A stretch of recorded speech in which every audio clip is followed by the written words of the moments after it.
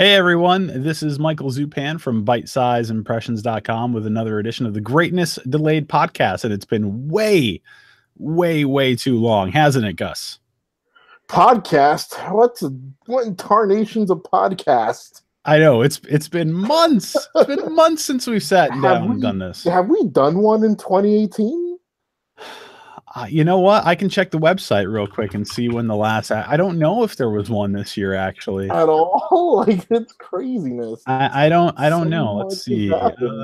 I did a few writing pieces. Nope, the last one Yes. was from November 22nd, 2017, where we Wow. discussed the year of the loot box. The year. Oh yes, and Yes. those. The loot boxes totally went away when once 2018 came around, right? Oh yeah, That totally happened. and Battle Royale's not happening anymore either, No, right? those are dead in the water, guys. Yeah, I That was a wish. fun experiment, but I so wish. I so wish. know.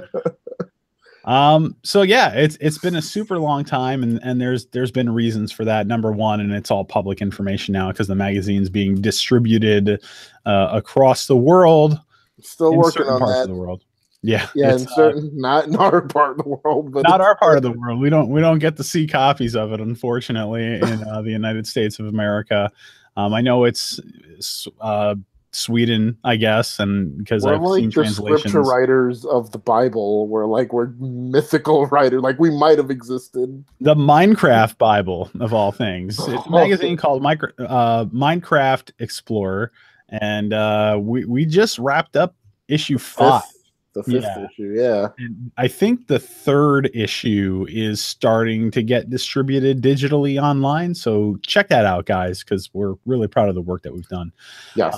So we've been incredibly busy doing that, but there's also been a lot of stuff going on with me personally, which Gus, you're aware of a lot of the stuff that's been going on. But if anybody has tuned into this podcast in the past and they've seen what my fatso face looked like and what they're seeing today, I've kind of gone boogie 2988 for gamer terminology. I went and I had a gastric bypass done at the end of Did you meet yourself in the middle? Is that what happened?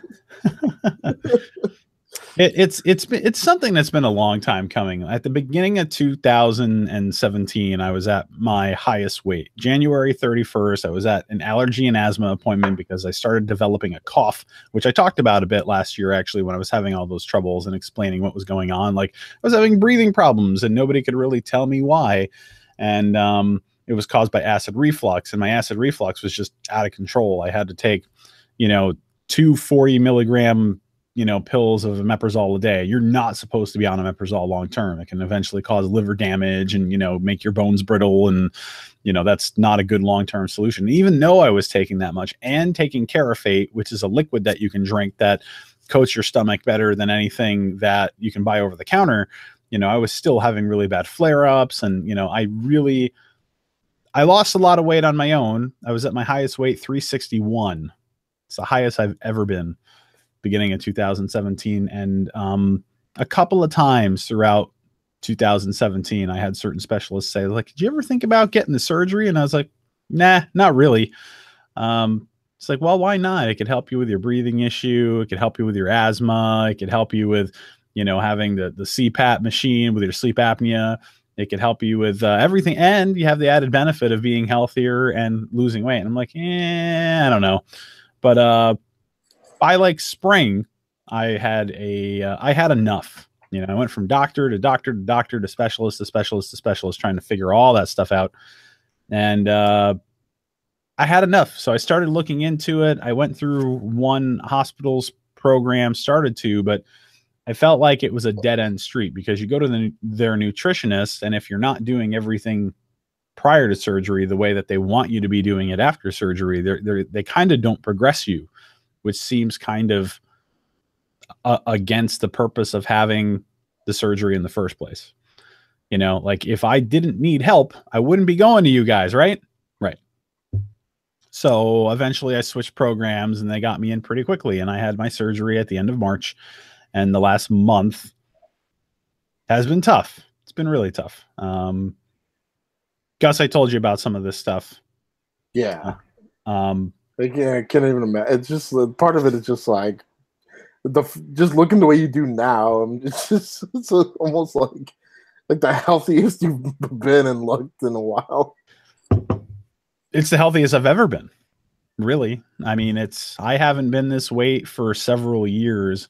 And even then, that was because I was doing the right thing back then. I took about a year and a half where my highest weight back then was about 330. And I brought myself on my own, going to the gym 5 days a week, eating right, blah, blah, blah, drinking lots of water. I brought myself down to about 220 pounds. Oh, nice. And, I cracked after a while. I went back to my old habits. I put everything back on over the years and then some. And it's just like, this has got to stop. I got 2 kids. I got to focus on that stuff, So yeah, I had my surgery March 28th. And then I was supposed to go home Friday the 30th. And on Friday the 30th, I was having trouble with the liquids. They were going down, but they kept kind of coming up a little bit. And they're like, that could be normal. You could have swelling down there. It can make it difficult for the fluid to pass through, but it should go away over time. So we're just going to keep an eye on it. And, maybe there might have to be something else going on if that doesn't resolve by like Saturday. So they brought me down Friday the 30th for a barium swallow scan. You drink this radiated white liquid stuff, and it basically they can look through an X-ray camera and see where the fluid's going to make sure it's not leaking through anything, that it's not, and if it's stopping somewhere, to see where it's stopping. Well, they figured out that fluid was stopping in the loop of intestine just below where my new stomach pouch was. So, they said, well, it could just be, swelling from the surgery. So let's wait till Saturday, like we said, and we'll see what happens. And then later on that very night, they came and said, we're actually going to put you into the OR tonight.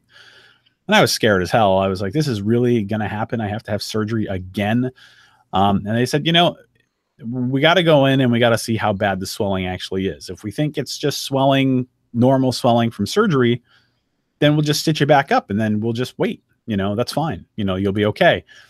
If it's a little more severe, then we'll probably have to do this, that, and the other thing. And of course it was the latter. So they had to cut out that piece of intestine that was inflamed because it was so swollen. It was, literally just straight up obstructed. So they had to remove it and then reconnect everything below the pouch again. And I ended up going home the following Monday. Everything was cool after that. Sorry, I'm getting a little phlegmy in my throat. Everything was cool after that. I was going home. I was pounding my liquids down, drinking my protein shakes like I'm supposed to, which are very important. It's supposed to have at least 60 grams a day. Because protein is good for your body. It makes you feel full. Not that I feel hungry anyway. And protein is very good for the promotion of healing. So all good stuff. And this is a little embarrassing, but this happens after the surgery for some people because your body's getting used to the way everything's being done. I got super, super, super backed up. And that caused, and that's never fun for anybody. It's never fun, but I had experienced that once or twice in my life before, but not to this extent. And I was howling in pain constantly, day and night for a couple of days because I didn't know what the pain was caused from. And they took an X-ray and they're like, oh yeah, you've got a lot of stuff in there and you've got a lot of gas built up behind it. And that's what was causing the pain. Just gas that didn't have anywhere to go. I mean, it felt worse than my gallbladder attacks that I had several years ago when I had to have that removed. I mean, it was bad. It was really bad. So, there was one day where they basically were like, we're going to work that stuff from the top and the bottom. So you do all this stuff in order to, get that stuff loosened up and, you should be good to go. And I wasn't. I was not.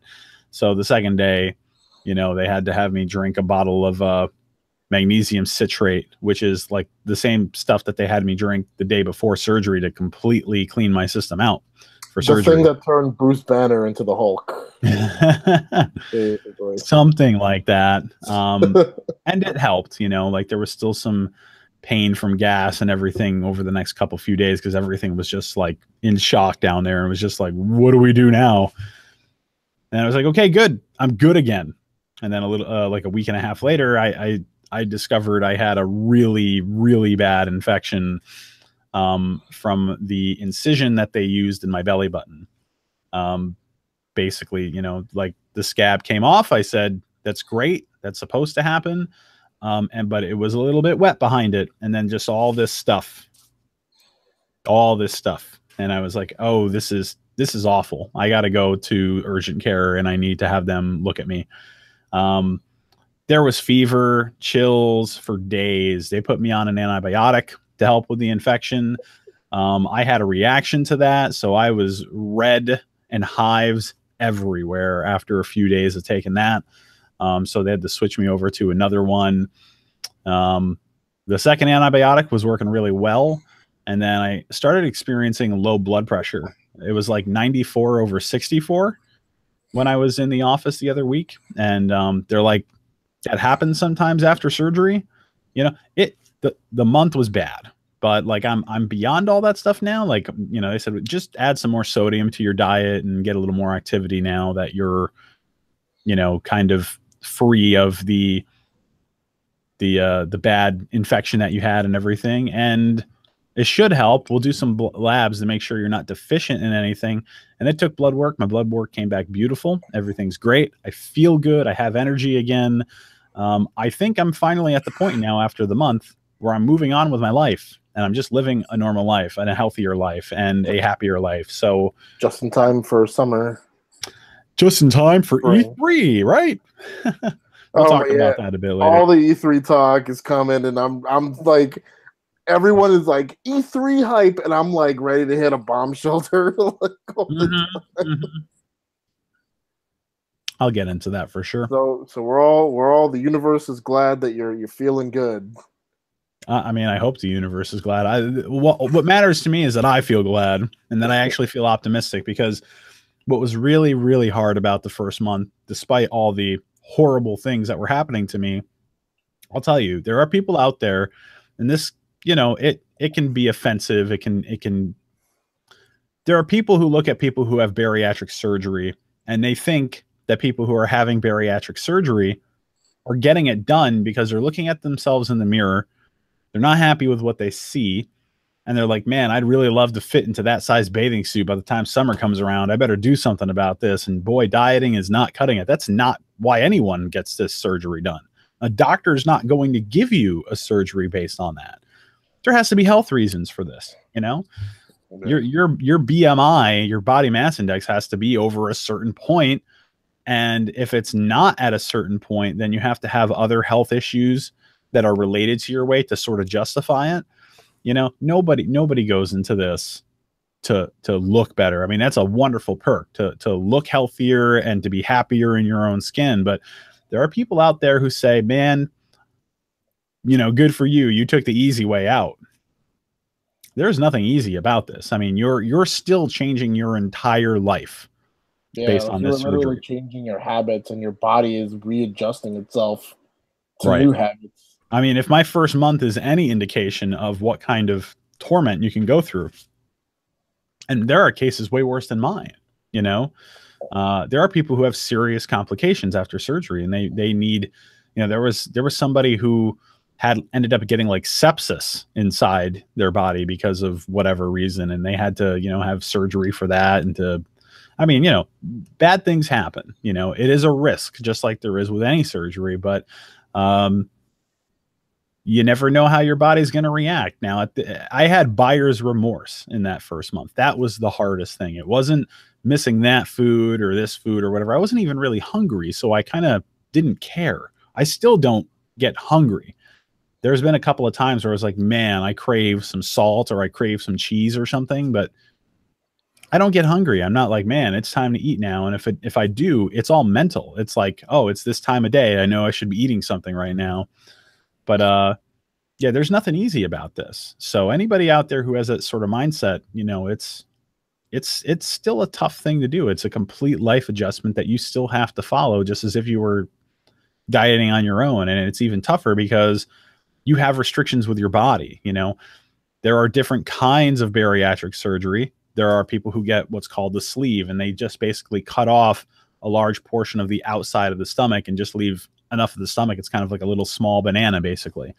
So those people still have a stomach to start digesting things. I had the RNY done because having the sleeve could actually make reflux worse for some people, which was obviously not for me because of the issues that I had. So RNY was the only option that I had. And for anybody who doesn't know, the RNY is when they basically bypass your stomach completely and they connect your esophagus to your intestine. You have a little pouch there, and that acts as your quote unquote stomach. But it just basically lets food kind of sit in there and kind of go through it. And then it starts going into your intestine, and then your intestines can, you know, get nutrients absorbed through it. But like, I've got to take vitamins every day. But like, if I have something that has too much sugar, you know, I'm going to experience what they call dumping syndrome. And that's basically, I'm either going to not feel well at all after I have it, or my body is going to get rid of it one way or the other. So, you know, like, even if I wanted to dive into something not healthy for me, like, I kind of don't have that option, which is hard. It's tough. You know, you have to deal with that. But there's more important things in life than food. You know, that's what this is all about for people. They're reconnecting with food in the ways that they're supposed to.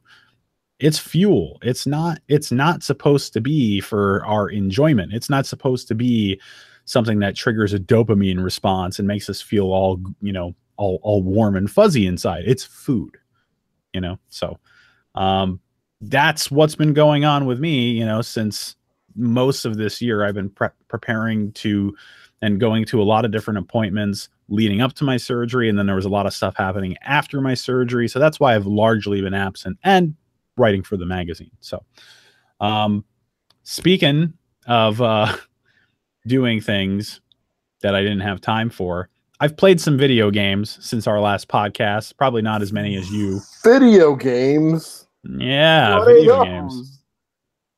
You know, there's these little things, you plug them into the TV. You got these little things that you can play with. Wow, yeah. Manipulate the things happening on screen. You know what's very weird is that 2018 seemed like people's like first couple of months of 2018 were like last year, where like there seemed to be a pretty good plethora of games available to them. One of them was the one that was really getting talked about early on was Monster Hunter World, which a lot of people were enjoying. But like, honestly, and it's so weird because I feel like even with the magazine, there are people that I know in life far busier than I am that made time for that game. And I think for me, I have this mentality where it's like so weird that busier people make time for games, but then I realize I split my time differently than I think like a lot of other people do. So I haven't played that many games this year. For some reason, I decided my first game of the year was going to be Final Fantasy 15, a game I quote finished, and I say quote because that game's not finished. Still at this point, really? Like, they released a couple of a character episode DLC, none of which I played. Like, they're supposed to fill like gaping plot holes in the main story, and then they announced like 4 more episodes, and then the Royal Edition came out that has like extra cutscenes and all this crap that like I'm not gonna spring out extra money for. Once I saw the ending, I'm like that's enough for me, and then I will watch the rest on YouTube. And then I got that game when it first came out, and I played it some, and it couldn't hook me. I didn't give a crap about the characters. I didn't particularly like. In some ways, I dug it. I did like enjoy it in some weird ways, but like just the fact that they're still basically working on this game is just kind of, that's something. Games as a service, am I right? Yeah, really. And I can't think of because I kid you not, because we were doing the magazine. I feel like I didn't pay that much attention to other big releases until like this past month. Like, yeah, I tried to dabble here and there. Like prior to surgery, I started playing Sea of Thieves. I was really excited for that game. That came out, and people were super divided on that game. I played that game, and for the first week at least, I was loving it. Absolutely loving it. Gabe, our friend Gabe would be coming in here. He'd be like, "That's not the video game, guys. What are you talking about?" Sea of Thieves was. I loved the first week that I had with it. Like, it's getting into the PvP and hooking up with other people and like manning the ship, and everybody's got their own job to do, because when you're manning a ship, you have to point the sails in the right direction. You can, raise them high or low so that you're controlling your speed. You have to go down and check the map in the map room to make sure you're heading in the right direction. You have to, deal with the anchor. You have to drop it, raise it, and all that stuff. So like, you have to control every part of the ship, and you need all hands on deck. And if you ever get damaged or hit into anything, then you have to do repairs, and you have to get a bucket and start, throwing water overboard so that, you're not, sinking in the sea. And the missions are fun for a while, but as soon as I probably hit like about a dozen hours of playing with friends, which was the strong point of that game, it wasn't doing it for me anymore. And the reason why is because it's, as everyone else says, there's just not enough content in the game to keep you going. There are 3 merchants that you go to on any of the outpost islands, and they all have similar quests for you. There's one merchant that gives you like, hey, go find this buried treasure based on this map. X marks the spot. Go get it. So you have to go to a different island. You have to find the spot. You'll fight some skeletons while you're trying to dig it up. Big deal. There's another one that's like, hey, here's some cages. Go get these pigs or these chickens for me. Bring them back, and then you'll get a whole bunch of money and experience. Okay, cool. And then the other one is, hey, there's a really bad pirate skeleton on this island. Go kill them. And you have to, go through a couple waves of skeletons before the big bad guy shows up, and then you kill him, and then that's it. That's all there is. Well, that's not true. There's one other thing to do in the game. A community event that's popped up ever since launch is there's a big skull and crossbones made out of clouds in the sky, and the eyes are like glowing and flashing green. If you head in that direction and you follow that skull and crossbones, you'll eventually come across an island that's manned by tons and waves of skeletons, and there's cannons that can shoot you down out of the sea really quick. So you got to be careful. And the waves, there's like a dozen waves, and then there's like a boss that shows up, and then like there's a lot of treasure chests inside. There's a lot of rewards.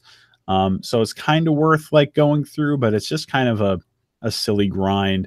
There's not a lot of content in the game, and it's like Rare's response to there being a lack of content, and what everybody's been saying is like, oh yeah, we've got a lot of community events that are coming. I don't want events at this point. I want more core mechanics built into the game. This is just not enough to help this game thrive. So I've heard that lots of Sea of Thieves players dropped off after their 2 weeks of the Xbox Game Pass expired, because that was the big thing about Sea of Thieves. It's like, hey, you get the Game Pass through Xbox. Sea of Thieves is going to be on there day and date. Well, I'm not sure that really worked out so well, because the game is kind of weak, unfortunately. I think if they can, because I feel like this has happened with certain games where like the players drop off after a while, and I think they could, if they announce a kind of meaningful like content pack down the line. I mean, we got E3 coming. There's potential. I mean, they've just said in a news story recently, Rare currently has 3 teams that are working on updates for the game separately. So like there's a team that's working on like more immediate like fixes and stuff that they need to do for the game. There's another team that's working on like content that's going to be coming later down the line. And then like when the smaller stuff gets done, that team will go to the bigger content, start working on that. Like they've got this whole plan, but if it's just these like timed events that are going to happen on and off, I don't know. I'll be interested to see what they have up their sleeve, but I don't know. They're going to need time. So I'm looking at the releases, the Wikipedia article for 2018 games, and I realized that the very first game I played in 2018 was Detective Pikachu on 3DS. Because I bought, why? Because I Detective Pikachu I only knew because like, there was just like the image of it, and I guess at the time in Japan it was coming out, but I didn't know anything else about it. And then once I saw that they announced the amiibo, and I'm like, this amiibo looks so dumb. And there's a movie being made. There is a movie being made, and I'm like, this amiibo looks so dumb. I have to have it. So I have it on my desk, and it is like, and it's a mammoth amiibo. Like it is a pretty, compared to like the actual amiibo line. Like it's like probably the biggest amiibo yet that they've done. So the important question is, how's the game? How to put it in a way that's not like dismissive of younger players, where like it's like I knew going into it that it would be some kind of like detective game, but it is with, and I don't mean this in a condescending manner. It is like a detective game for kids, I guess, because it's not very like hard to solve, and like you piece the clues together, and most of the clues are always like, oh, it's a kind of Pokemon kind of thing. I haven't finished it, and I probably like it's fun. The thing that did keep me coming back is that I think the cutscenes were kind of fun. They're well animated and like actually kind of well acted. So, it's pretty like the localization is actually pretty well done. There are some jokes in there that work well and all that kind of stuff. And it's like Good. You can get past like the gameplay that's kind of simplistic. It's like it really is. It's like if you put the Ace Attorney stuff on like training wheels, I guess. And I'm really not trying to be like mean or condescending when I say that, but it's like a simplified version of that. But the cutscenes kind of make it worth like sticking around. So yeah. I kind of hope if the movie retains that kind of like tone and humor and stuff, it could be good. Well, we'll see. I mean, kids are going to go to that movie no matter what happens. So, I don't remember what actors are attached to it or anything. I think it was probably something absurd, but we'll see. We'll see. There was also, speaking of animation, did you play Ni no Kuni 2? I have it. I have not dug into that game. Have you been playing that one at all? No, like I played some of the I've heard good things. I've heard mostly good. Like some people were like kind of mixed on it, but like it seems like they improved on some stuff that people did not care for in the first game. Yeah, like a lot of people, I think people were divided in the first game based on the whole like gotta catch them all, collect the Pokemon kind of style of gameplay going on. Okay. I actually didn't have a problem with it. I'm not a fan of Pokemon, but I was actually okay with it, and I thought the battle system was pretty cool in the first game. Lot of grinding involved though. If you want to get those creatures out in the wild, you got to find them, you got to fight them, you have to have the percentage in your favor to be able to catch them afterwards. And then you kind of have to put them through the paces in battle so that they get stronger. This, I think, in Ni no Kuni 2, from what I understand, it's supposed to be a little bit more traditional.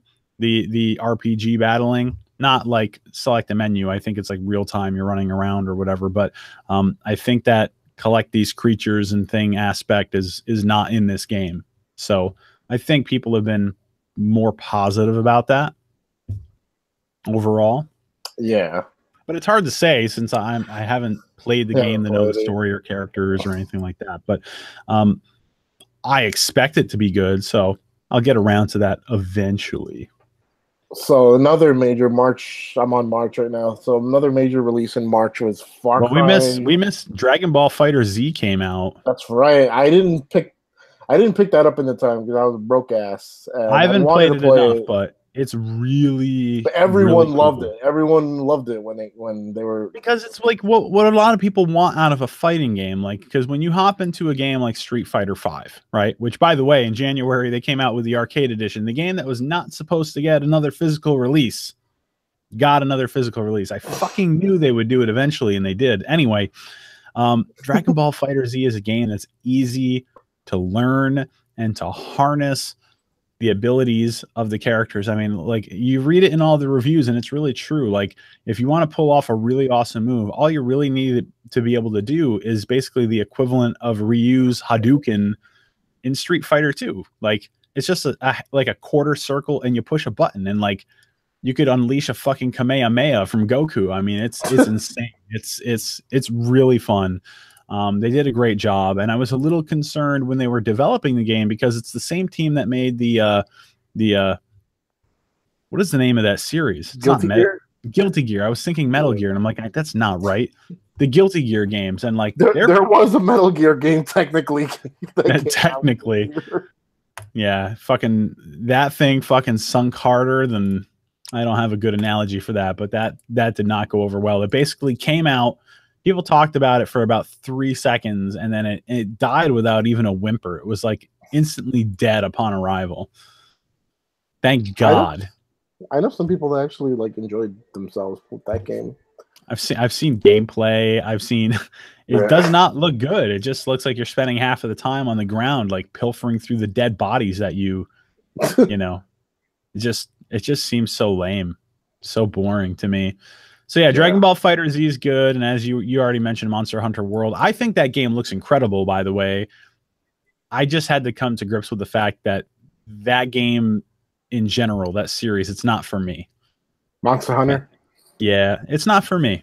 I think it's fantastic that it finally got the love that it deserves on an actual console instead of a handheld, and that it was like the best-selling game that Capcom's seen in like forever. So I'm happy about that because there's a lot of fans for the franchise, and I'm happy that they're digging that game. And this game was like a huge hit too. Huge. Yeah.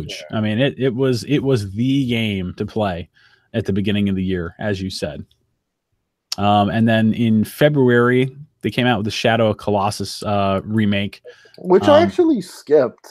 Like, it sounds like the most perfect thing to like want to happen is like a remake of that, and it is like a full-fledged, like, not, I don't know how full-fledged, but it is a remake. It's not just like they ported it again. Right. It's pretty much from the ground up, from what I understand, and it looks very impressive. I haven't had a chance to play it, but that came out, and it made a little bit of a splash when it came out, and I did not hear negative reviews. I did not hear people saying, like, oh, they fucked it up. So, like, that's got to say something, because everybody's dying to jump on remasters. Yeah, because I think Bluepoint, and everyone loves Bluepoint when they get assigned a remaster, because you know you're getting something good. Bluepoint did, I think they did the Eco Shadow of the Colossus HD port for PS3 back in the day, back like almost beginning of this decade. I wouldn't doubt if they were the ones that did it. And the Metal Gear collection, HD collection, though, that was them too. I wish they had gotten assigned. This is me on a quick side path. I wish they had gotten assigned the Silent Hill HD collection. Oh my God! Yeah. Otherwise, I wouldn't have gone to eBay and then like scoured eBay for almost new versions of Silent Hill 2 and 3, which this is my opinion, but I played Silent Hill 2 like a year or two ago, and I don't think it holds up very well. Good night, everyone. That's a podcast.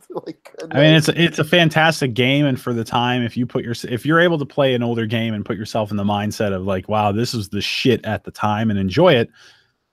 Okay, but I don't think overall it holds up that great. You don't hold up that great. I mean, I've been falling apart in the last month, so that's very true. Then what else? We had Kingdom Come Deliverance. That was hot for a little while. No clue. Kingdom Come Deliverance is a game that was basically like crowdfunded. They basically said, hey, if we can get this much money to make this game to prove that there's interest in it, then we'll have backers who will like provide the rest of the money that we need. And they ended up making this very ambitious RPG, kind of a first person sort of thing. And the first thing that you think about, of course, is like, oh, it's going to be like Skyrim. Well, no, because there's nothing fantastical in this game. It actually takes place in a real part of history. There's a lot of characters in the game who are actually real people back during medieval times, during the events that unfolded. You're basically playing as this blacksmith's son named Henry, and you're like in your late teens, I think. You like to goof off with your friends, but you also help out your dad around the blacksmithing, work and everything like that. And one day, their village just gets attacked by this army. Pretty much everybody dies, and he escapes with his life. goes to the next castle basically, and they take him in, and he begins his quest from there. You know, he basically he starts out not good at anything. You're not good at handling a sword. You're not good at you know, blacksmithing. You're not good at stealing, picking locks, or anything. Basically, what the game is, it's basically like medieval life role play. The game, you know, they tried to make it very realistic. Like when you go up to sharpen your weapons and make them better, like there's actually a mechanic where the grindstone is going, and you kind of have to move the blade around just right to sharpen each part. But if you over sharpen it, then the blade starts to crack a little bit. So like it's very realistic, but like that may not be everyone's cup of tea, playing Medieval Life Simulator, the game, but the story is really good. The characters are done really good. The only problem is that because it's an RPG where it's open world and you can do whatever you want, whenever you want, lots and lots and lots of fucking bugs upon launch. So that deterred a lot of people. And another thing that really annoyed people too is that the lock picking system was created by a fucking masochist. I swear to God. Why is it always the case in games? I mean, lock picking has been so easy in other games, like in Skyrim. I'll bring that up again. It's so simple. You go up, you move the lock pick to a certain location, you start to turn the lock, and if it stops moving, then the pick's not in the right spot. Move the pick and then try turning it again. In this game, there's a little ball that you can move around from within inside the lock. And you have to move that little ball to a point where it turns gold. That means, there's the sweet spot. Now, at that point, you have to turn the lock. But you also have to turn the ball with the lock. So you can't just like click left or right and then the thing turns in that direction. Like you have to, on your controller, you actually have to like put the joysticks up and turn them around the circular pattern of the outside of where the stick can go. But you have to hold that ball in its spot. So like, it's really hard to do. It's like so many people complained about it, and they did patch it so that it was a little easier to do. It does get easier as you get a bit further into the game. I can attest to that because, you know, again, you're not supposed to be really good at everything, but like there's an early quest where it's like, hey, you know, you have to find a guard uniform to be able to escape this place so you can go bury your dead parents. And,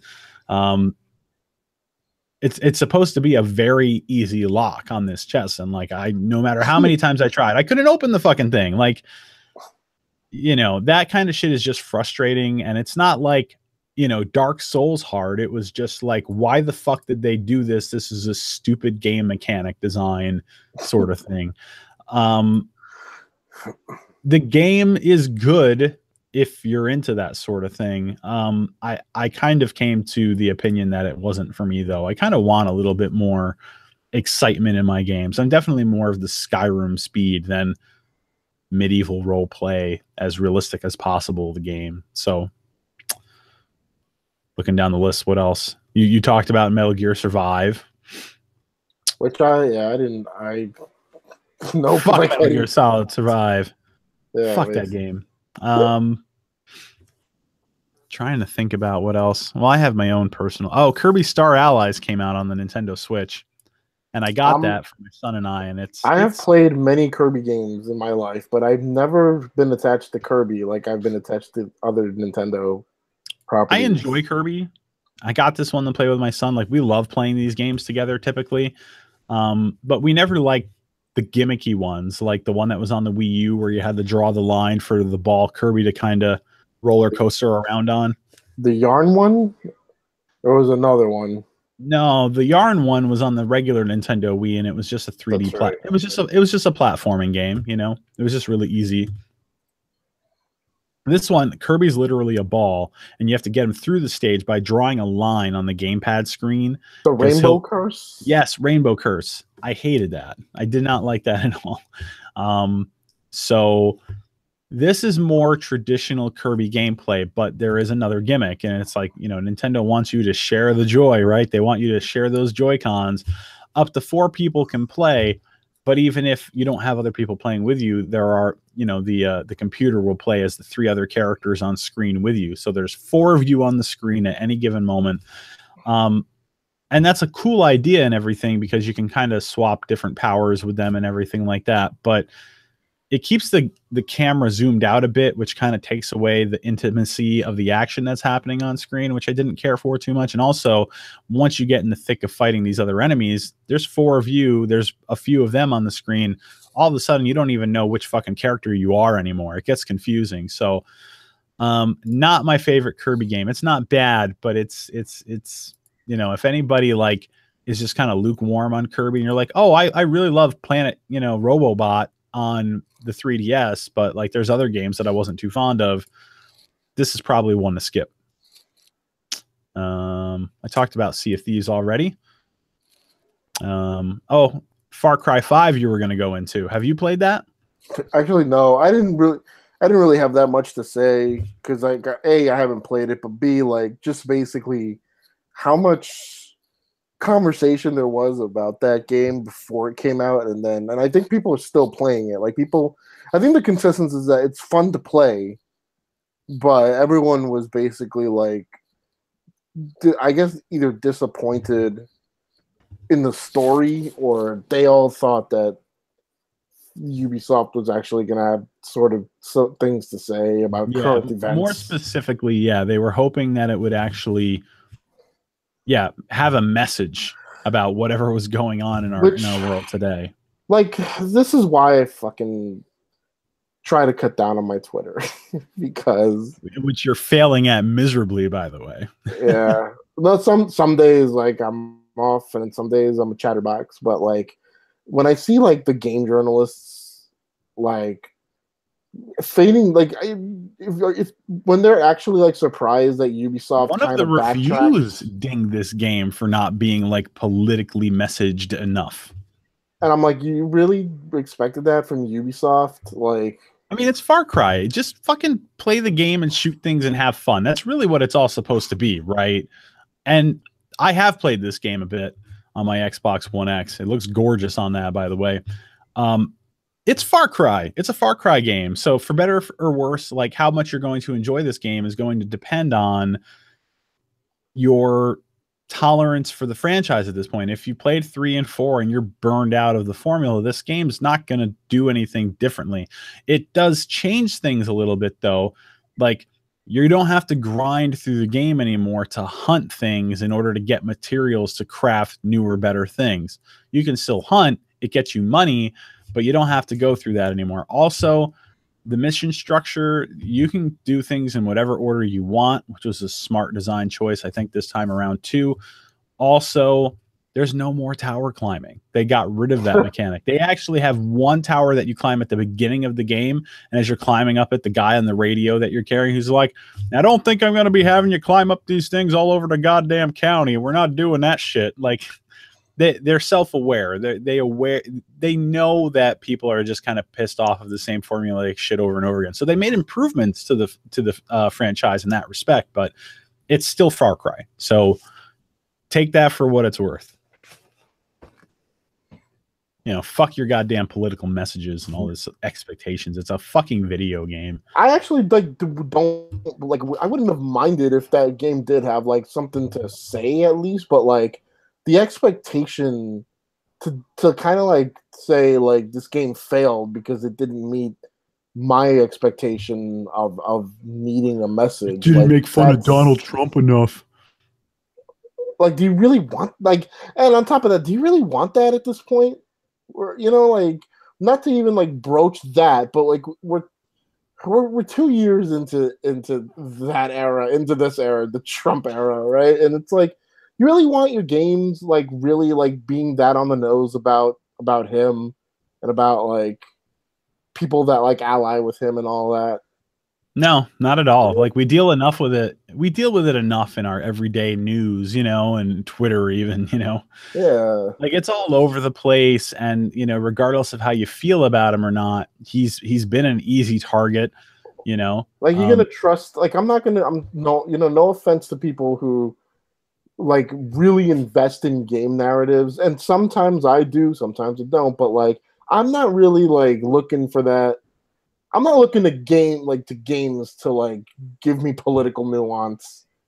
There are other places I can go for that.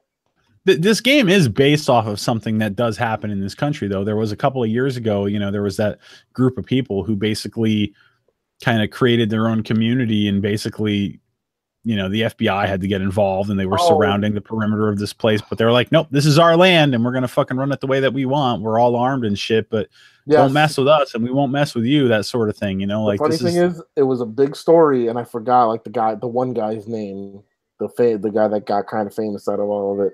Yep. But like that's basically what Far Cry 5, it's like that situation, but like 10 times worse. It's if anything, that's what it's referencing. Bundy, that of course, his name is Bundy. Cliven Bundy got people, right? Yeah, every time he was talking on the phone with the FBI, he had his hand down his pants on the couch. He had a hot daughter, I'm guessing, too. Dumb as a brick, though. If anything like Kelly Bundy. What else did I play? Oh yeah, during the holidays, Oxenfree was free on GOG, and I always wanted to play that game. Have you heard about Oxenfree? I have it on Switch, and I know of it. I have it on Switch, but like I have not played it. It's really good. It's really good. It's only like 3 or 4 hours to play through it. So if you got, an afternoon where you've got no time and you want to play a narrative driven experience, play Oxenfree. It's actually done by some of the same people who worked on older Telltale games. And I don't want to spoil anything, but it's like, is that the game that's like set in the 80s or something like that? It's not set in the 80s. You basically have a VHS sort of thing going on? Wow. No, it's like I don't know. You're hanging out at a bonfire on a beach with a bunch of friends one night. You play as this girl, and she's there with her new stepbrother, so it's kind of awkward, but she brought him along to, get to know him better, and so that he would feel more welcome amongst her and her friends. And she's got this one friend. It's like, oh, hey, I heard about this cool stuff. And like over at this cave, if you go over these little rock patterns that people left on the ground, and you tune into a specific frequency on your radio, like you hear weird things. So they started doing that, but like it started like making a lot of really weird shit happen. And then things just go from like weird to scary to mysterious to really fucking creepy again. And it's like a science fiction / horror, like fucking like time shifting is involved in this thing. Like it's pretty creative. It's very well done. I like the character interactions. I think they're all really well written and acted. It's basically the Telltale formula. Anytime that you have an option to speak, you have like 3 different things that you can pick from, and it's going to impact the ending of the game. Like, who's left or not, that sort of thing. That always happens in Telltale games. So it's sort of the same thing, but I had a really good time playing the game for only 3-4 hours, and it was like free. Why the fuck not? So I really like that. I also dug into the Crash Bandicoot N. Sane trilogy. They did a good job with that. I've been enjoying that. I played. I bought it over the holidays. Played some of the first one, and was actually very surprised at how good it looked. Like for what those games were back in the day. Yeah, when they first announced it, and I saw what Crash was going to look like, I was like, I don't kind of like what they did. Like, he was very cartoony before. And I was like, they're trying to go for a more realistic vibe. And playing through this game, I was like, there's nothing realistic about anything that's in this game. It's still very cartoony. It's just they made it more Pixar-esque, or like maybe DreamWorks animations would be a better comparison than Pixar. But they did a good job. It looks good. It plays good. It's still really fun to play after all these years. So, yeah. I endorse Crash Bandicoot, the N. Sane trilogy, because as much hate as there is for remasters out there, I fucking love them. So there. I can't wait for Spyro to come out later this year. I played a Spyro game, I remember, on PlayStation back in the day. I'll play it again. Yeah, fucking solid, classic 3D of that era collectathons. Spyro as a brand technically didn't go anywhere, like, because we had Skylanders all those years. Skylanders certainly went somewhere. That shit's done. Yeah, that's true. Yeah. So there's obviously one big elephant in the room for video games that are out that people are playing right now, and that is, of course, Don't God of Starve on Nintendo Switch. Yes, Don't Starve Together. That new update, that fucking Don't Starve Together. I actually played that too with some friends. It's actually pretty cool playing Don't Starve Together. I don't know if they have that edition on the Switch, but that's cool. I can't believe it wasn't there since day one. You know, it made it seem like, you know, with the new update that it's always been there because it's so well done. I enjoyed that too. Yeah, Um, April's a busy month, and it only because mostly one game. God of War. God Yeah. of War. Which is It's a pretty good game. fucking, yeah. How many hours did you play so far? I want to say like 3 or 4. It's hard to that game like so far because it's not like a game where it's just like you get to a place and then it's a cutscene. It's like the way the narrative flows. So it's hard to pinpoint like a story beat where I am. Right. But I've played enough where It like takes a few hours for the game to actually start picking up steam too. yeah, but like it's usually with new game the thing I'm always an asshole when with like new games, especially when like everyone in the world is praising them. So I'm always like this game's whatever. But no, like in seriousness, like it's a solid it's a solid game. Like it's a fucking good game so far. Like I'm enjoying it. You know, like there's not much more I feel I can say because there's just so much. It seems like you can do in that game, and there's so much that has yet to open up for me. Yeah. That's as far as the world goes. And then there are a lot of people like talking about the narrative itself, and like nothing's really. It's which I'm still in that kind of like introductory phase where like Yeah. the father and son are still, like I don't want to say getting to know each other, but we're getting to know them. And then we, like that's about as far as I've gotten. But But they it's are a good getting to know each experience. other too. Like, cause like the whole story that kicks things off is that Is that the son is like kind of there's something about his dad basically. There's something weird about his dad, and dad's not like that forthcoming about it. And it seems like I don't want to presume anything, but it seems like maybe that kid's gonna find out soon enough. Like, I'm not too much. I probably played like 5 or 6 hours at this point, yeah, and the beginning of the game, like basically like the mother died. She's moved on, and her wish is to have her ashes released at the top of the highest peak in their area. And obviously at this point, Kratos has moved on from Greek mythology because he completely fucking decimated everything about it and moved on. And he went to this northern country where it's Norse mythology in this area, and he's just sort of shacked up there and apparently met this warrior woman. And we pick up the story when she's gone, and Kratos is left to father this boy who's not ready. Like he can hunt and everything, and he can he's definitely more capable of doing that kind of stuff than my son would ever be at this age. But oh, your son can hit targets with a bow and arrow. Like, what's his problem? right? I mean, what the fuck? I gotta get cracking on that kid immediately. But he's not ready, and something happens early in the game which forces Kratos to be like, we gotta get fuck out of here. Okay, we gotta Conor McGregor go. shows up. Also start a fight with Kratos. Apparently, which was a good moment. Like, and that moment happens like 10 minutes into that game, but it's like such a good introductory moment. It is, because you feel like this is like a final end game boss battle happening right now. What the fuck? In the first 10 minutes, and you're like, oh shit, this shit's gonna go nuclear. Yeah, and the game really is like large scale shit. Like they've done such a fantastic job with the area designs, with the openness, but still kind of keeping things linear. They've done a great job with the interaction between Kratos and his son. The voice actor for Kratos fucking knocks it out of the park. Is it the same actor? No, I think it's a different one. But like he's really fucking good. Also, side story. This year, since we last podcast, I made the jump at long last to 4K.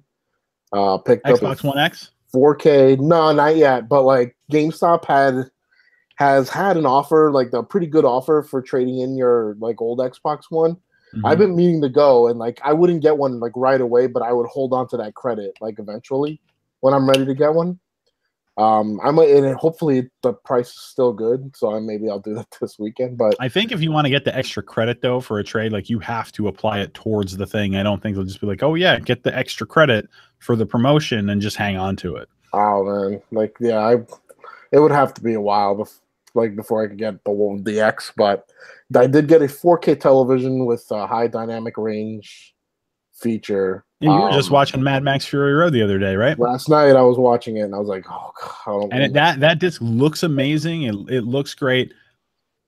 And that's not even a reference disc for the format.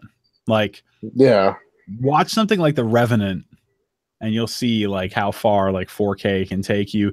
Even like John Wick 2 looks amazing. Just the colors and the HDR and that, like that's got a 2K digital intermediate that it's sourced from, which has that whole thing has a lot of people always say like that movie's fucking fake 4K. Why would I buy it? There's a lot of people who think that 1080p is the same thing as 2K, and it's not. 2K has a little bit more horizontal resolution, so there's more detail there inherently. But also, the difference between Blu-ray and HDR is that because you have the extra resolution capability on UHD discs, you can capture every little detail from the 2K source. Also, HDR means that blacks are actually going to look black.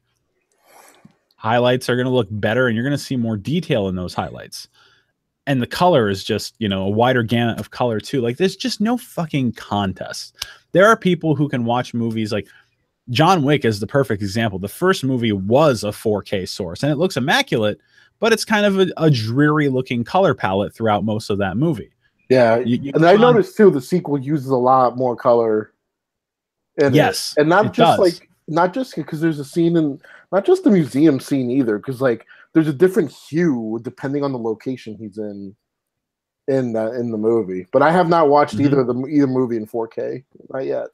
People will tell you that John Wick 2 looks better in 4K, even though it was sourced from a 2K digital intermediate, because it's so colorful and sharp, and there's still so much detail, and the HDR in that movie is phenomenal. So it's not just about like if you're just looking at the numbers and you want to go. Mad Max also is 2K, like sourced from 2K. I believe so, and that does look good. Jesus. If you compare it to the Blu-ray though, there's something different about the color timing on the UHD disc that some people didn't like. I think it works fine, but I do recall like there's something about the saturation that they've toned down a little bit.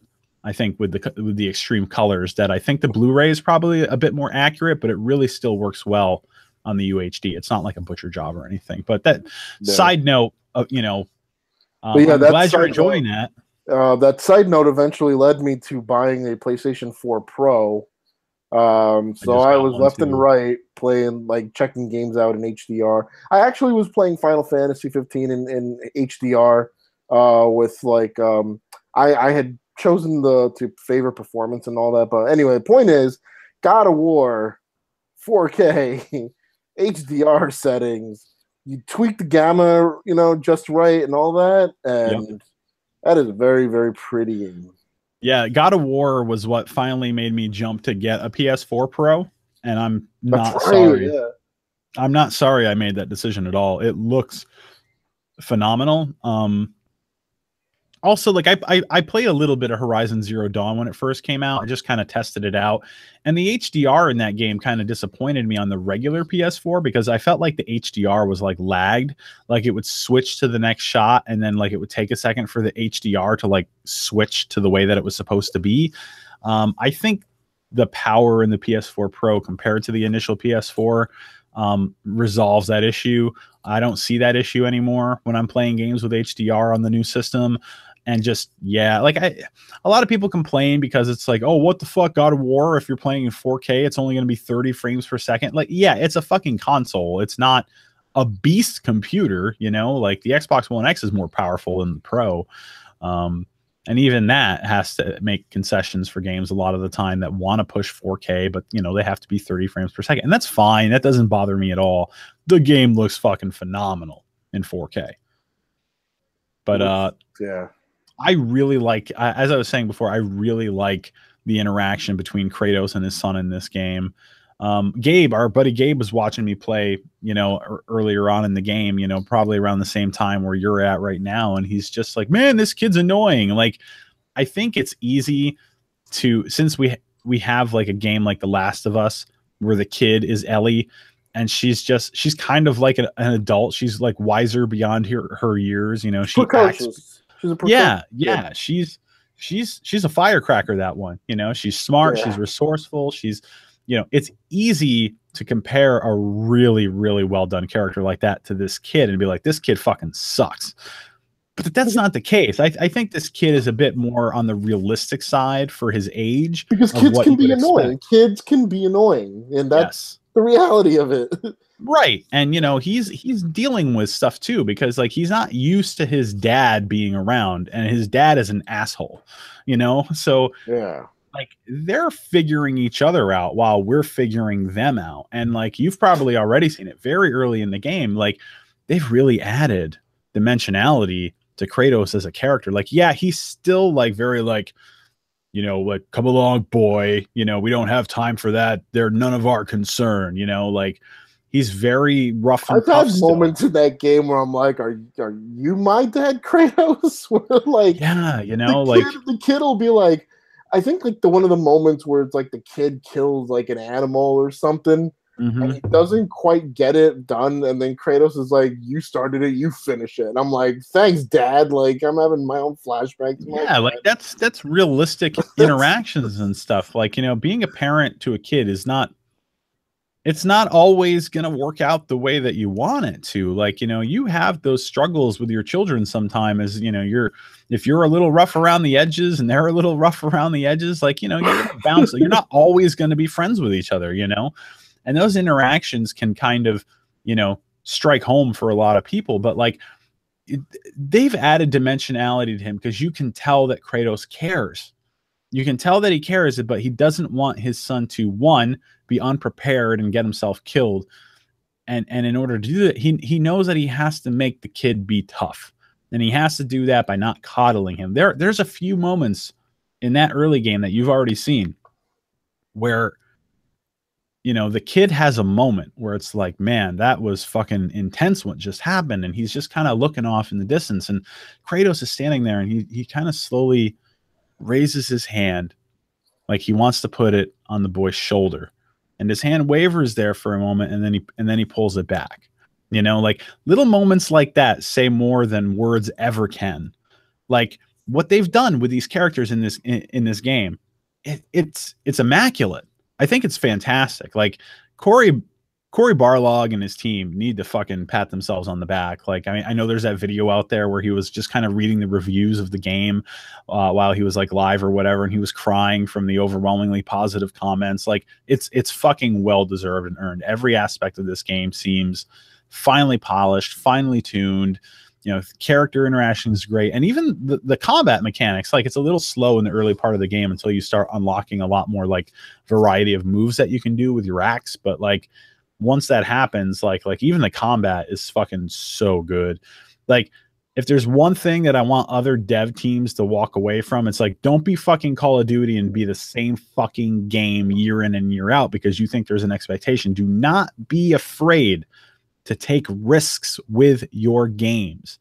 This God of War is not the God of War from before. There's a lot of people who did not like God of War before because Kratos was just raging all the time. And it's like, I cannot fucking listen to this dude for 15 hours per game, just being like, raw, you know, like, and there are people who were not even considering buying this game until they started hearing what people had to say about it and how Kratos has changed and how there's dimensionality, that they've sort of humanized him and this relationship that he has with this young boy. And people are like, oh, wow, I want to play this game now. This game is not the God of War. They've changed everything, and it fucking works really well. Yeah. You're just like, I'm getting there. Yeah, basically, because it's because I can't remember the last time. What is this doing? I can't remember the last time like a game got described with such like nuance by like so many people.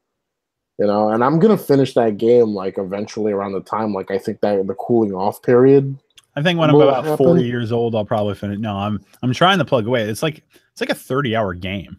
I'm like playing this game while I still playing Assassin's Creed Origins, which by the way is another game that looks great in but like HDR.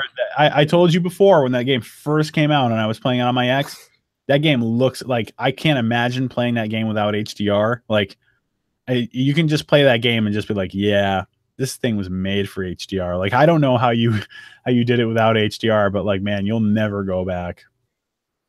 I know you won't. yeah. It's like a night and day difference. So I can't wait to get into more of that. But another game came out for a certain collective of us, Yakuza 6. Oh yes. Song of Life. How is it? And I got the edition that came with 2 drinking glasses and the art book. Is that because you need to get drunk in order to appreciate the game? I'm just kidding. I was like, I could use some drinking glasses and some whiskey. I started playing Yakuza 0 a while back, and I really enjoyed what I played of that. So, how 6? That's the last chapter, right? 6 is the last chapter for the main character, Kiryu Kazuma. I have not actually played as much as someone would probably have expected me to. I'm on the second chapter of the game. And basically, it's Yakuza, but they did it in a whole new engine. It's a brand new engine, so it's actually not 60 frames anymore. But like, there's definitely more like smoothness in navigating the city. So instead of like loading areas in, like they're already kind of loaded. So like you've been playing Yakuza 0, and I don't know if you've been going into like stores and restaurants and stuff in between like story takes or whatever. Mm-hmm. But you can just go into those places now and you like order food and all that. There's no loading for that anymore. There's like a weirdly smoother transition into fights with thugs and all of that, where like they like, it's hard to explain. Like fights in that game now are not like, they feel tougher, but they're not. There's something about the combat. Like they changed it. It's not that all that different really, but it feels it. Like I think there's an extra weight to the combat now. But it's hard to explain because like you have your basic move set in the beginning, and then like you have to like level up. Like as you're playing like 0, like it'll be familiar. Like level up your moves and et cetera, et cetera, et cetera. The story is just barely getting started. It's your deep Yakuza like, who is the 4th chairman of what clan now kind of stuff. And, right. It seems like every Yakuza game about Kiryu seems like, oh, why the fuck are they dragging me back into this shit? Like, I just finished Yakuza 5, like, just in time for 6, and, like, in 5, after events in 4 and all of that, he's like, I'm done with all of this. I'm leaving. I'm going to go be a taxi driver somewhere. And you are literally driving a taxi in the first parts of the game. I'm not surprised about that. And stuff like that. It's like, why are they dragging me back into this mess? And now apparently triads are the issue here. And then we'll just let's see where that goes. Oh, and this is very weird side plot where the girl from the whole series, Haruka, she's been in that series since like the first game, and that was like 10 years, like 10, 12 years ago or whatever now. Apparently she's had a kid of her own. They don't know who the father is, and like they're trying to find out who did a hit and run on her. And that's where I am in that story. Because I've been running around just beating dudes up. Of course. That's what else do you do in Japan? Do the fighting mechanics still feel like PlayStation 2 era like? They're a little more smoothed out, but like because I've gotten used to the fighting system over the years that like it's like second nature.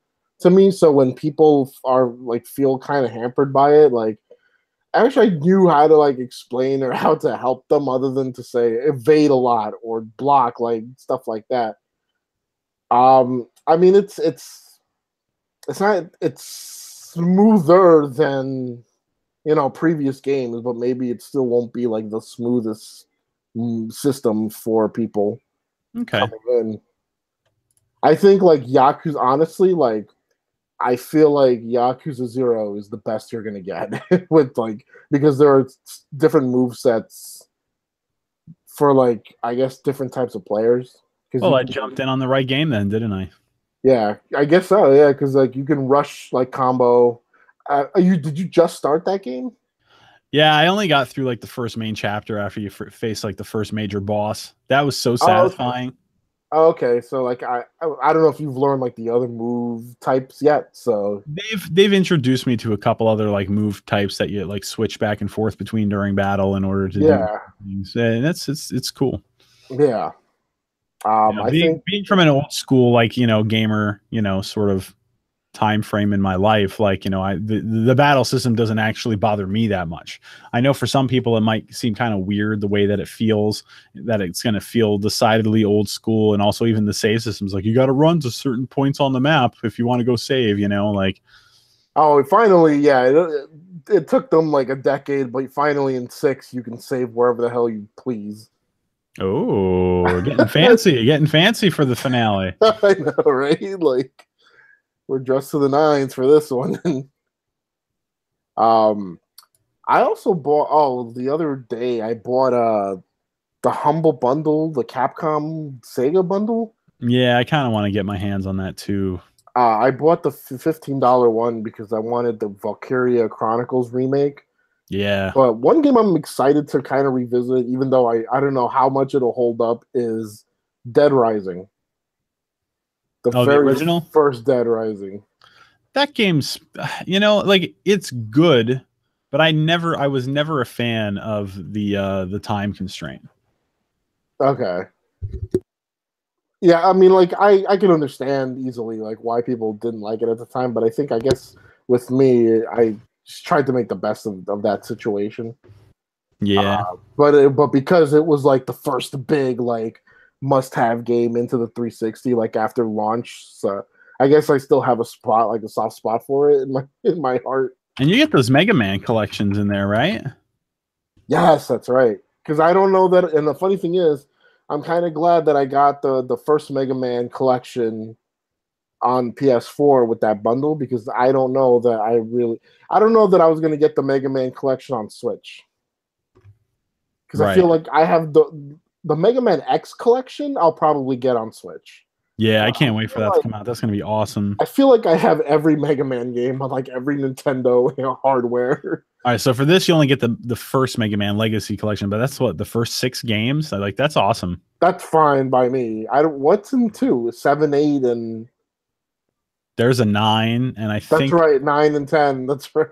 And then like they're coming out with one later this year, but like they've made it look cartoony now instead of like the old pixels. Like why? Like people like Capcom does not understand like what is the really ugly Flash looking cartoon style. Kinda. Yeah. Oh, have you seen that? I have not seen I haven't seen the cartoon. Like it still looks like a Mega Man game. It's just they've made it cartoony looking so that it's more. As a bonus, you get Mighty Number 9. It's Jesus. I got that for free on PS Plus like within the last couple months. I forgot to redeem it.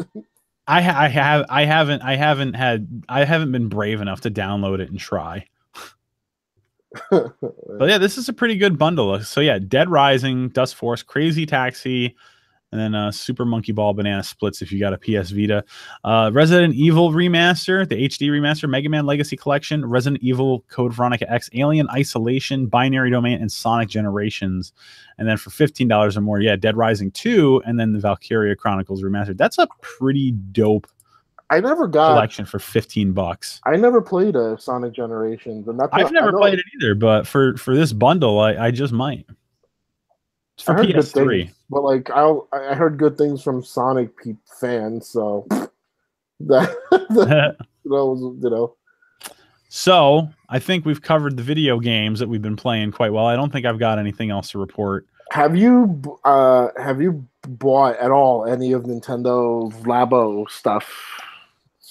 No, you know, the Nintendo Labo shit just came the same fucking night as God of War, which was insane. Like, you know, there's certain people that are going to the store and buying God of War, and other people who are walking out with Nintendo Labo, and those are the people that we're looking at and being like, "What are you doing, man? What are you doing?"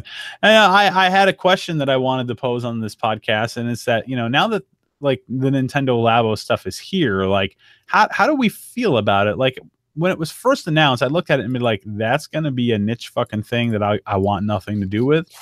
And But now that it's out, everyone's buying it.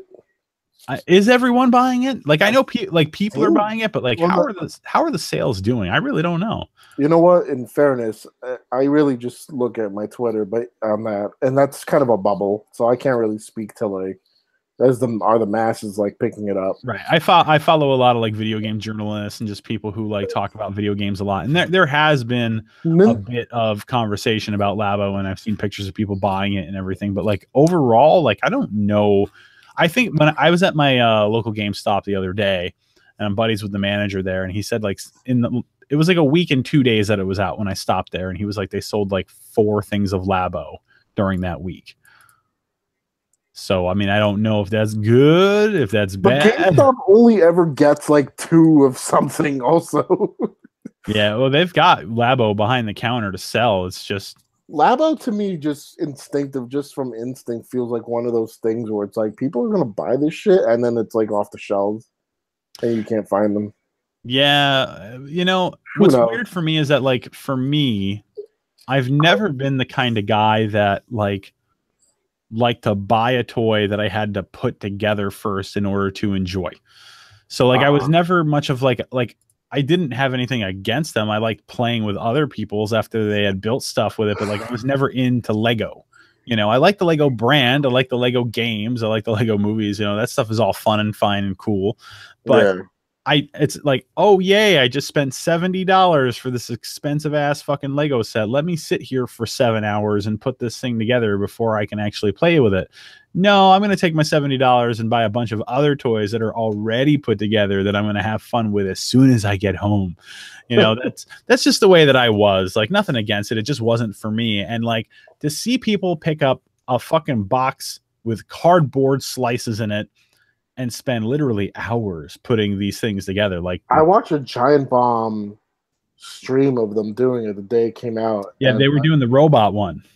And like they were on for hours. Yeah. Like, holy, I didn't watch the whole thing. I watched like maybe an hour and a half of it. Like, does that seem fun? Like you're going to spend like 4 hours putting together this fucking robot thing so that you can strap it to your back and your arms and then play a fucking shovelware game for about 20 minutes and be like, well, that was fun. And then never touch it again. Cause that's what it seems like the Labo experience is going to be for me if I ever got my hands on it. That's why, like, I didn't like $70 for cardboard. I'm not saying you're doing it, but like I didn't like turn my when I saw the news about Labo and I'm like, they're selling what, cardboard? Like I got confused, and then like not that I turned my nose up at it, it's just like whatever, Nintendo's gonna be weird and do their thing, and like I don't. Yeah, like I it just as you know, like there's always that group of like the Nintendo fans that will just buy fucking anything that they throw out. And like for once, that was like a thing where I'm like, this is not a thing like I'm interested in. It seemed like this seemed very much like a thing. Like this is a parent-child activity kit, afternoon thing. But isn't that where like the message gets a little confusing though, because like it's meant for children, right? Like obviously it's meant to appeal to that market more than anything else. But like this shit seems complicated putting this shit together. Apparently, like, it's genius because like you know, one thing that I know about like the little keyboard thing that you can put together and like use it to make music and stuff. It's like, how does that fucking thing know what you're pushing down? It's cardboard, and it's because like the Joy-Cons are in the side. And the sensors, like there's all reflective decals on the inside, reflective stickers like on the side of everything on the inside. So when you push down a key, the sensors and the Joy-Con can see which thing is like reflecting. So then it knows, oh, so this is what's being pushed. So now we know to make that note. Like, it's fucking genius, like the way that they've done it. Just cardboard, right? And yet people are doing pretty incredible things with it. Like, I've seen people like really coming up with really cool like loops of music on this thing, and like even combining it with like professional equipment on their PC to like put backing music with what they're doing on the Labo. It's from the Labo. Yeah, like because there's the what is it, the Robot Kit and the Variety. Yeah. Right, or whatever. Yep. Mm-hmm. And people have already found like weird constructive ways. That's actually kind of cool. It is. It's been cool to see like what people have been coming up with that stuff, because like there are even people who have been like using like the Labo like box itself that everything comes in, and like slicing out designs from it and then making weird things that they can do. Like, and you know what? Nintendo's not going to sell it that way when they should. You know what I mean? Like, you can't buy replacement cardboard in the store. You have to order it directly through their website. They won't, but I'm saying they won't market it that way, in that like weird fun, like, oh, look at what adults are doing with this stuff. That'll still just be like, build a dinosaur or something. Exactly. It's a kid thing thoroughly. Nothing against adults who has fun with it if they enjoy that kind of thing, but like it's no, like, and I don't want to like put people in a, you know, no pun intended, I want to put people in a fucking box, like, you know, box them in like that. It just very much screamed like this is a thing for parents and kids. But like you're saying, and after I watched that stream, I'm like, are we sure this is?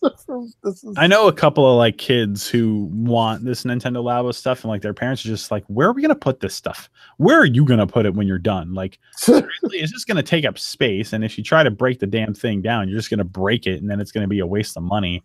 Like, that's where their mind is at with this stuff. Fortunately, my son has not shown any interest in this whatsoever, so that's a bullet that I'm apparently dodging. He wants to play Fortnite more than anything. All right, I was playing. I don't know how much I can say about that, but yes, I was playing Fortnite for an assignment, is all I'll say. I tried playing it. I wasn't much of a fan. I had a fucking dream about Fortnite for some reason too, and I only had one session. I know, it was actually a pretty bad dream too, and I won in the game. Part of my problem though is that I downloaded it on the PlayStation 4. It was a day that I was home still recovering after my infection and everything, and I didn't want to move around a lot. So I was already playing God of War on the PS4. So I'm like, it's free. I'll just download it and play it. And maybe it's because, one, I haven't played it before, so I suck anyway. And two, because I'm trying to learn how to play this game with a controller instead of a keyboard and mouse. Maybe I'll have a better time on the PC. But I didn't like what I experienced on the PS4 at all. I don't like you don't even get the shit that you earn in game unless you buy the fucking like the season battle passes. Like, that's not right. Like, I understand like cosmetics or characters or any of that other shit. I was trying to understand that, because I remember Gabe was like, how did you like dive bomb? How are people like landing so close to the ground like without dying and all that? I'm like, oh, because they're spending money. Yeah, because they're spending money on certain items. That's why I was dive bombing and all that shit. Yeah, at least with like PUBG, like, you buy the game, you play the game, and the story. That's it. Everybody's on the same, level playing field.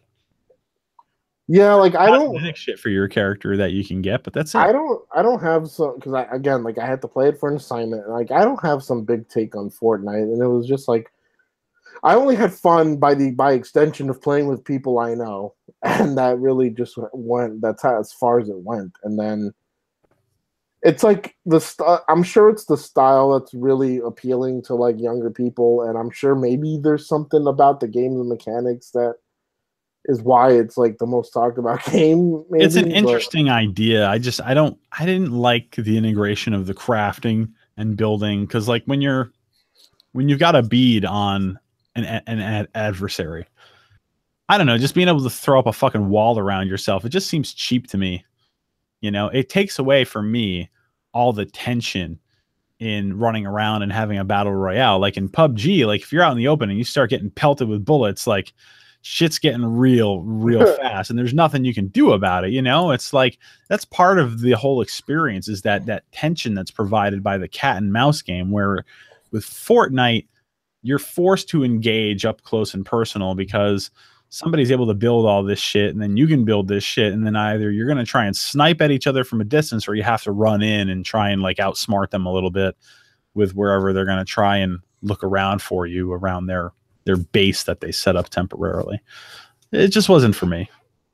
I can see why people like it so much, but I didn't care for it. It's just like, it was just so, every time like you think like you're being sneaky and stealthy and not running around the map like an idiot, you just get picked off too. In Fortnite, I mean, like you just get picked off before you even know what's going on. And you're like, whole round's over. The thing I appreciated too, though, is that once you die, like you don't have to sit through the whole round. You're just like, well, goodbye. Yeah, PUBG and Fortnite are both very smart in that regard, because, you know, like I can't imagine like 10 years from now, like if those games like don't have an active player base anymore, like you get to a point where like you can't instantly go into a match because not enough people are playing anymore. The game's totally dead. You know? So anyway, back on Nintendo. Nintendo came out with a little bit of news that they're apparently planning to support the 3DS well into 2019 and beyond, which is a little bit of a surprise for a lot of people, mainly because, you know, you kind of figured 2017 was going to be like the lip service year. Like the Nintendo Switch is going to come out. Of course, Nintendo are going to say, yeah, we're still going to support the 3DS for the foreseeable future, blah, blah, blah. And you figured in 2018 they were going to kill it, right? Like there's a lot of 3DS consoles out there, but you figured they'd want to slowly push everybody over to the Switch. But apparently that's not happening at all. And I can sort of understand why, because there is a huge 3DS install base. And like if the Switch was maybe struggling to sell, I could see Nintendo making a harder push to make people go to the Switch by putting all that, you know, the handheld games on that more exclusively. But the Switch is having no problem selling. So like they've got the best of both worlds right now. And good for them, I guess. You know, like I've got a 3DS, I've got a Switch. They do like mentally for me fulfill different purposes, you know. So one's definitely more portable than the other, I would say. So like, you know, the 3DS still has that going for it, and the games still look and play good on it. So, you know, why kill it as long as it's selling and the Switch is selling? Let them live in harmony, I say. Plus, they're putting Luigi's Mansion, the original, on the 3DS. Yeah, that's going to be cool. Yeah, which at first I was like kind of disappointed that it's like not Switch, but the fact that it's happening at all, like, I'll take it. Yeah, I mean, I really don't know what else they have planned. Like, I hope we get like another like top-down Zelda game at some point. That would be cool, you know. But I other than that, like I think I heard rumors that because the Mario and Luigi RPG that they remastered and put out, it was a Superstar Saga, maybe. I don't remember which one it was called, but I've been playing that actually, and that's kind of a fun game. But I guess Bowser's Inside Story, I think, is supposed to be being remastered for the 3DS at some point, but I don't know what else they have up their sleeve for that system. But you know, I'm assuming that there's a lot of third parties that still want to develop for this thing, because there are so many of them out there, and I'm sure Nintendo. I'm sure Atlus still has like a whole back catalog of RPGs they could port to that system. Sure. And I don't know what else Nintendo are going to do, but bring it on. Speaking of Nintendo, like on a more business side, a couple of days ago, the CEO, Kimishima, he's stepping down next month. He was in for like what, like 2 years or something? Just 2. Yeah, he felt like he came in when Iwata passed away. And then like basically held the reins for the Switch launch, and here we are. Replacing him will be Shuntaro Furukawa. He's 46, and he's currently in charge of corporate planning at Nintendo.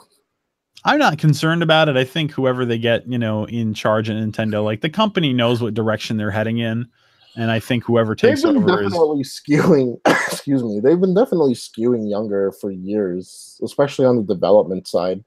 yeah, and they How we still are, get but like they have shown that they're not afraid to get a little more adult. Like there's like a horror game that's either out or coming out on the Switch. I think Outlast is on the Switch. You know, the Bayonetta games are on the Switch now, and you know they're yes. definitely a bit more adult oriented with them legs that never end, constantly on display on the screen. You know, so like they seem to be appealing to both markets, I think, quite a bit more on the Nintendo Switch, especially with, you know, Zelda being on it and the portability of Breath of the Wild. Super Mario Odyssey appeals to everyone, and it's a fantastic game. So, yeah, you know, I think the new head honcho is probably going to be a good fit because Nintendo seems to know what they're doing in that respect. But this person's probably going to have a little bit of a headache on their hands because at this point, as of the end of March, I believe, Nintendo said they had shipped out over 17 million Nintendo Switches, which is a lot because I mean it's fucking destroying, you know, the fucking lifetime sales of the Wii U already, and it did it within a matter of a year and a month or so.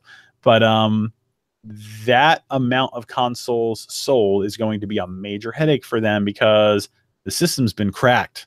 Been cracked finally. Now, normally when a system gets cracked, it means, hey, you could run emulation shit on it. You can download pirated copies of games and play it on there. That kind of thing is not for me, but that's what that means. And normally what happens, you see this volley between, you know, the hackers out there and Nintendo. The hackers say, hey, we cracked it so that you can do this stuff. And then Nintendo updates their firmware on the system eventually, which says, nope, can't do it anymore. You know, the hackers eventually find a new way to circumnavigate some sort of exploit in the code, and then back and forth it goes. This is a hardware exploit, which means that Nintendo can't do shit about it via firmware. They are going to have to do some sort of new iteration of the console. It's probably all going to be internal, so you never see any changes, but like they have to change something. It's really stupid easy from what I understand too. Like if you order this chip or something that actually slides into, like, I think the left Joy-Con port on the left side of the Switch screen, like it allows you to dump code into it basically and then jailbreak the goddamn thing. And because it's a hardware issue, a hardware exploit, they can't do anything. Like that's having 17 million consoles out there that you can't fix that problem for. That's kind of a big deal. That's a big deal. So what? Yeah. So what specifically like could be done with this exploit? Well, I mean, given that it's a hardware.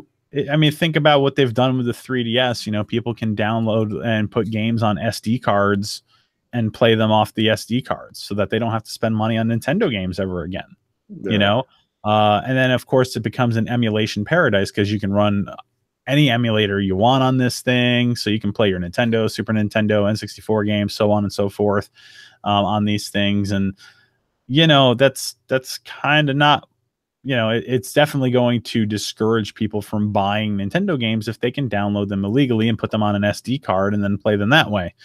You know, you can put an SD card inside your Nintendo Switch. You can increase the memory. So, I mean, if this thing's jailbroken and they can't patch it out, you know, there's people that are already talking about buying, like stacking like Nintendo Switch purchases now so that they can sell them later down the line when like the new rendition comes out after the hardware has been fixed. It's like, if you want to hack this fucking thing and you want to play your games for free, you should buy it at a premium price from me, you know, slimy sons of bitches. Okay. Yeah. So, I mean, it's a potential, you know, like it allows people to fucking play illegally downloaded copies of games, and Nintendo can't do shit about it. That's okay. That's what it comes down to. Okay. So yeah, that's no bueno for them.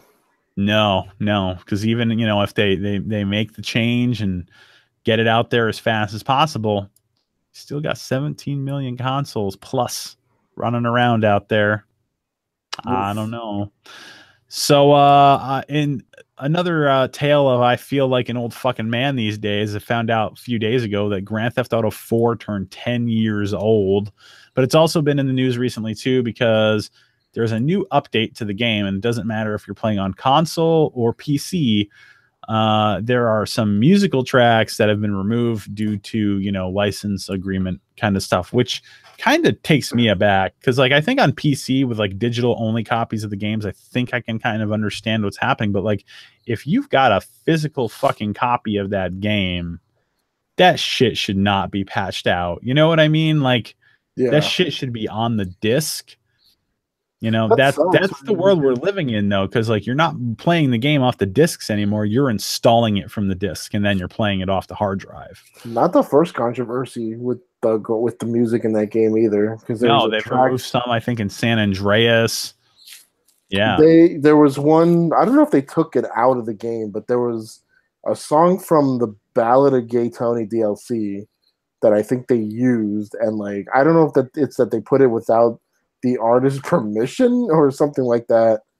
Some controversy, and then I think they took it out.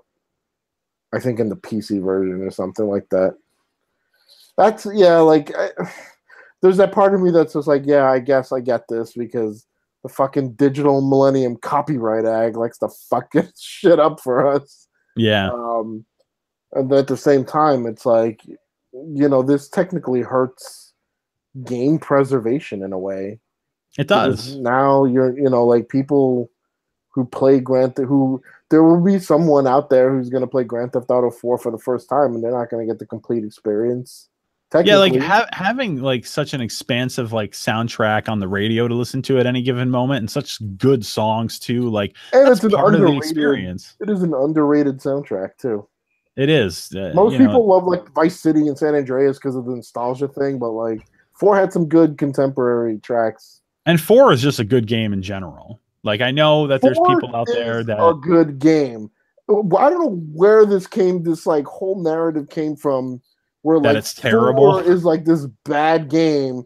Oh, because GameStop gave it a 10 or whatever. So what? I think it's because like it skewed more towards realism than Grand Theft Auto 3 and Vice City, and then, you know, by comparison now Grand Theft Auto 5. You know, some people who never played 4, you know, will play 5 and then go back to 4 and be like, what's the fuck is with the driving? Why is it so hard in this game? I can't fucking do anything without crashing into shit. It's because the game, and this was a huge selling point prior to the game's release, is that it was skewing more towards a realistic experience with this character in New York City. And, you know, like I remember there were articles. Go ahead. You can't drive in Grand Theft Auto 4 and 5, that's because you suck. The driving in 5 is way different than 4, though. Like, it's more arcadey. I mastered both of them, though. Like, no problem. I don't understand, like, people who are always, like, people who, like, crash a station wagon because it's sluggish as hell. I'm like, hello, like you're driving a station wagon and not a Ferrari. Right, that's part of it too. In the early part of the game, you don't have access to those fucking slick cars that can move around really well and are fast. Like, you're picking up garbage cars because you're downtown, you know, in the fucking slums and shit, and you're stealing shitty cars from people. Of course they drive like shit. But I remember there were articles back in the day that were like, yeah, the game is so realistic. Like, even I remember reading an article, like, you know, detailing that, like, when you're running with Nico and down the street and you like turn him left, like his whole body actually shifts to the left in a realistic way instead of just like veering off to the left. Like, they had a lot of little details like that in Grand Theft Auto 4. Like, they made sure there were, like, every little thing was just right, and that everything that was supposed to react to something in real life reacted that way in the game. Then, you know, Grand Theft Auto 5 came out and they left a lot of that stuff out. And there's actually comparison videos like, what happens to your car when you crash it in Grand Theft Auto 4 versus Grand Theft Auto 5? What happens when you get into a fight with someone in Grand Theft Auto 4 versus Grand Theft Auto 5? You know, I don't care that they made those changes to Grand Theft Auto 5 because it's a great game in and of its own right. But, like, you know, they really owned in on that with Grand Theft Auto 4. And more than that, Nico Bellic is like, he's probably the best character in the entire fucking franchise of Grand Theft Auto. His story is fantastic. Like, it's a good, solid game. That's fair. Yeah. Yeah, that's how I feel about it. But I also have like crazy East Coast bias because I love Liberty City in that game because I can identify spots and I'm like, oh, I've been there. Like, yeah, where this narrative came along, where like Grand Theft Auto 4 is garbage, just it boggles my mind too. You are a liar. You are a fake person. I think so. I would agree with you. Fake person who's hating on this. So, speaking of old games too, a lot of people love old Halo, especially multiplayer. And for some years now, there's been a experience online called Halo Online, where you could basically go back and play pretty much like, I think, the Halo 3 multiplayer experience. And that online community on the PC has been keeping that alive for a while. Microsoft has finally cracked down on them, and the game is pretty much no more, which is very disappointing. You have to wonder why they've let it go this long, and they're finally saying, nope, sorry. You have any takes on that? We finally fixed the Halo Master Chief Collection multiplayer, guys. So fuck your Halo Online. That's basically what it boils down to, right? I don't know if they actually did fix whatever needed to be fixed, because they're fixing it now. It's supposed to be out later this year, the update. Oh, jeez. Originally, I heard it was spring, but they're taking their time and they're making sure that it's right. They actually even had like a blog posting online. Also, it's 2018 and we have E3 coming up soon, so now it's around the time, I guess, for them to start talking Halo, right? And maybe possibly other games too, right? Because, you know, there's this pressure now on Microsoft to... There was an article recently where Phil Spencer basically, like, he said that, like, yeah, we need to invest in first parties. We need to give them time and space to do whatever they got to do creatively. Like, and, you know, we've got to work on that. And also, like, they want to see more Japanese exclusive games on their platform too. And then there's other articles now based on that and him talking about that, saying like, can Microsoft do something by the time E3 rolls around though? And it's like, no, of course not. Like, they fucked up. Like, they canceled that fucking Spellbound game that looks kind of cool, right? And that was like the only other exclusive, but like, besides like Sea of Thieves and whenever Gears of War and the next Halo is going to come out that they had. Well, there's Crackdown, but I don't really see a lot of enthusiasm for that game either. So there was a weird, like, because that dude from IGN, oh god. This one dude from like IGN or whatever had written a tweet about Ryan McCaffrey. Yeah, I'm sorry. Here we go. I can't even find it. It was like a tweet about how, like, because he was comparing God of War and how Xbox fans have been waiting for fucking years for something like that or something like that, Yeah. but like ignoring the fact that like Xbox 360 had tossed out like how many exclusives and how many big games like that for like the whole decade. Not the whole decade, but like for the majority of the 2000s, like, which is just a weird like sentiment. And now that, like, you know, there's an article Verge where it was complimentary, but it was also kind of like where they were basically like, oh, if you don't like exclusives, but like backwards compatibility, Xbox One's great. Like, it's kind of like, I guess, a tongue-in-cheek way of saying like these guys are. It's kind of true though, you know. Like, I love the One X for being a really powerful console. It does. I mean, it makes fucking games look fantastic. And I love the backwards compatibility on the Xbox One. I'm actually thinking about picking up a copy of the Xbox 360 Grand Theft Auto 4 so I could play that, you know, with a bit more stability on that machine and go through that game again. And I want to play Red Dead Redemption again too, especially since it's Xbox One X enhanced now. That just seems fucking awesome. But exclusive wise, the system not really doing much for me. Like, Gears of War 4 was fucking cool. I did not like the Halo game that came out so much for that. You know, Sunset Overdrive was fun. Rise was fun. But like a lot of these games that they had that were true exclusives to this platform were not really system sellers. Yeah. Like like none of them. I have Dead Rising 3 and I was not that into it. That I actually like that one a lot, but like it wasn't like it was temporarily exclusive. It eventually came out And we're still elsewhere. waiting for Crackdown. Because the funny thing is too, and like the biggest Microsoft exclusives recently are like smaller scope games like Ori and the Blind Forest and Cuphead. Lucky's Tale. Lucky's Tale, yeah. Lucky's Tale or whatever, like stuff like that. Yeah, it hasn't been anything crazy, you know. It's been like indie kind of stuff like that for sure. And even that stuff, most of it, like other than Ori, have not been received very well. But speaking about games in the future, you know, I do agree. I hopefully Phil Spencer gets this shit going sooner rather than later. But E3 is around the corner. We mentioned it near the We beginning of should the show. want, in a way, we should want Microsoft to bring out the guns too. Of course. I mean, You know, competition's always good in this how many industry. fucking sad dad games can Sony pump out? Because like at this point, because Microsoft has had to bump up, you know, and really gain a lot of goodwill this generation in order to sell the Xbox One in general. That's why we probably got the backwards compatibility program where we can play now Xbox 360 games and regular Xbox games on the Xbox One. That's sick. And it's to a point where whether people use it that much or not, there was actually just an article the other day that came out. Microsoft releases the statistic that there's been over 1 billion hours logged playing backwards compatible games so far, which is pretty cool.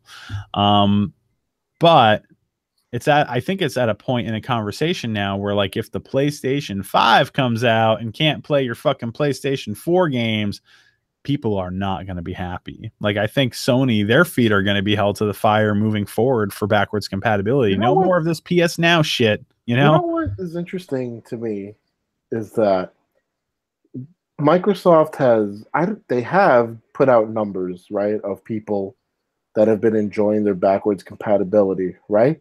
Yep. Like actual numbers, or at least an estimate. And these were people who are playing 2 generations of Xbox on this console. And now 3. But now I'm curious what data Sony has where they couldn't provide that same kind of experience with arguably a more popular library.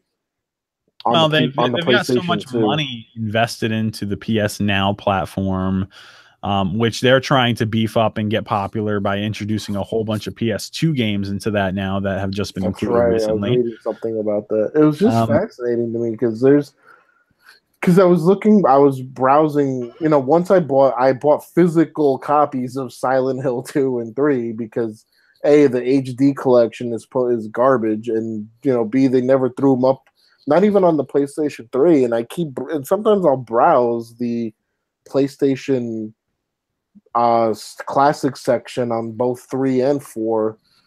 And it's not on 3, like the library is not that bad, but on 4, do you remember like I forgot his name. The guy, I don't know if it was Gio Corsi still or whichever guy at Sony. Like the whole build the list initiative, #build the list, and you know, PS2 to me is like one of the most important libraries in gaming history. Oh, for sure, sure. And Sony, I wish Sony treated it better than like the way they're treating it, basically. In their eyes, they're not awful about it. They figured, hey, no, you know, backwards compatibility. Nobody cares about that. Oh, but we could also capitalize on this by fucking, you know, getting a streaming platform and people can pay to stream the games, you know, per day or month or whatever. Like, that's such a shitty way to go about backwards compatibility and be like, cell architecture PS3. What are you going to do? You know, that's fine and all. You know, if we really want to believe that I think that if Microsoft could make a development team like literally emulate the Xbox 360 to the degree that they have, like almost flawlessly, and actually get like performance boosts when you're playing on the Xbox One, I think Sony should be able to do something as far as being able to play older games. But even if they can't, if you want to believe that, there's still the question of the future. What are you going to do with the PlayStation 5? Are you going to continue down this path of fucking being like just pompous and like ignorant about like what people like really want? Are you going to continue to push this streaming library bullshit?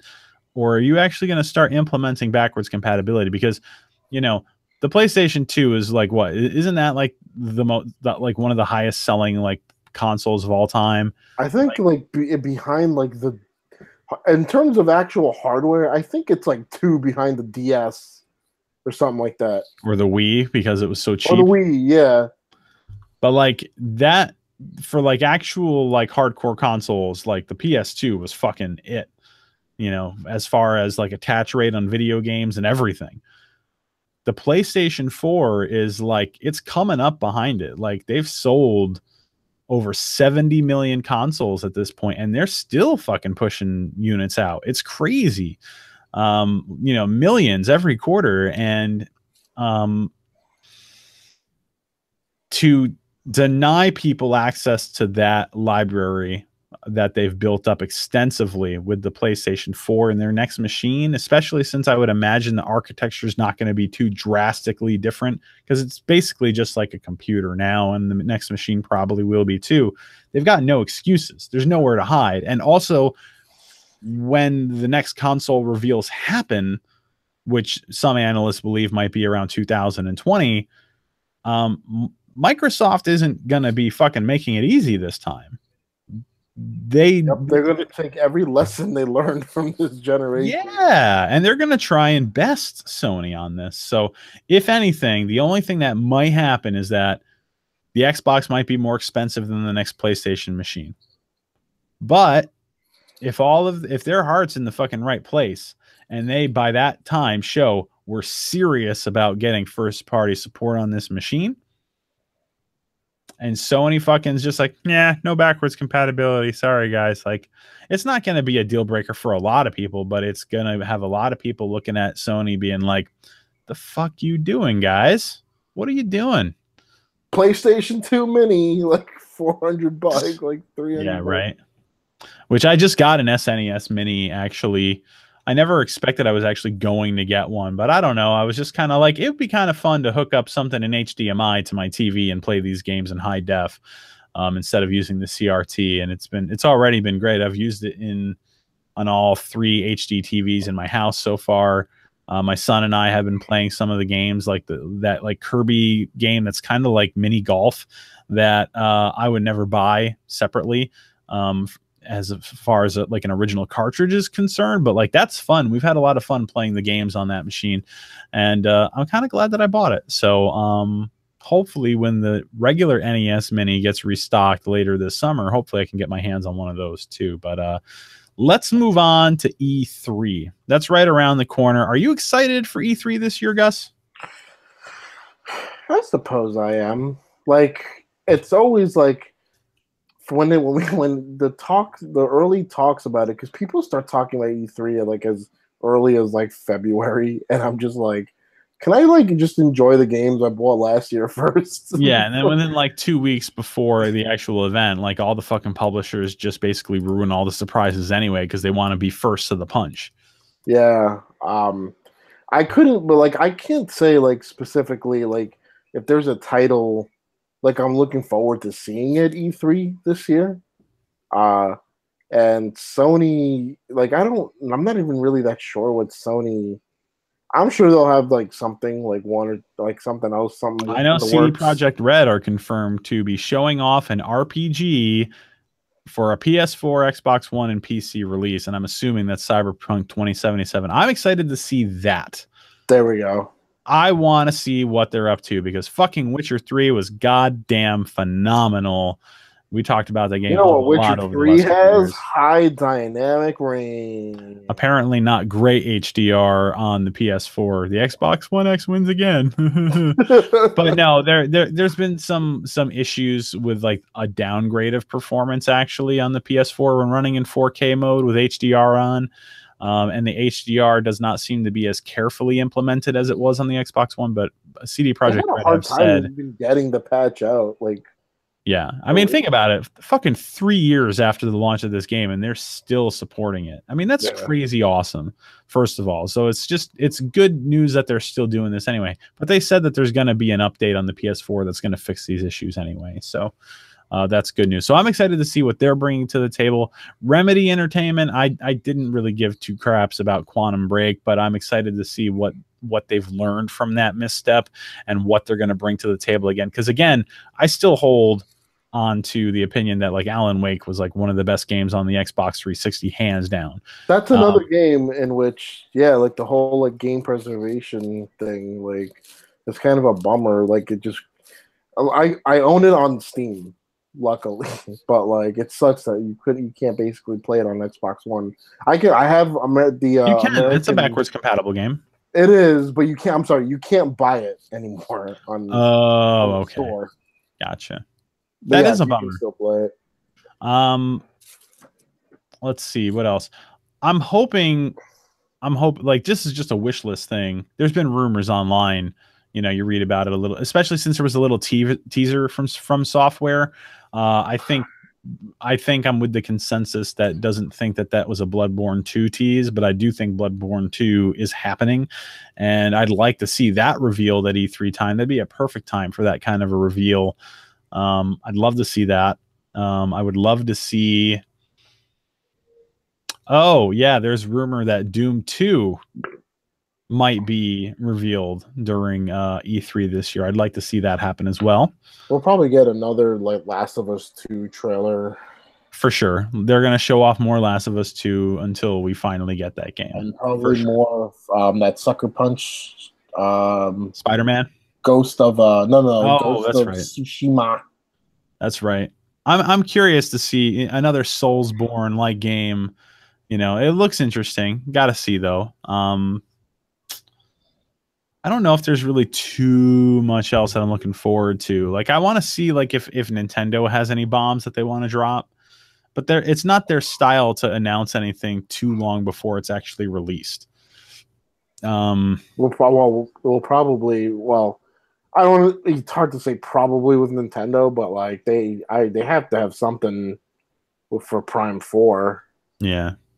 Yeah, probably. I mean, it might be too soon in development, though. Who knows? I want to see the Pokemon Switch game they're doing. Yeah. You know, I don't even really care about those games too much, but I'm actually really curious because they said that they were gonna change it up a bit, maybe make it a bit more open. Because like I really like internet. I really fucking tried with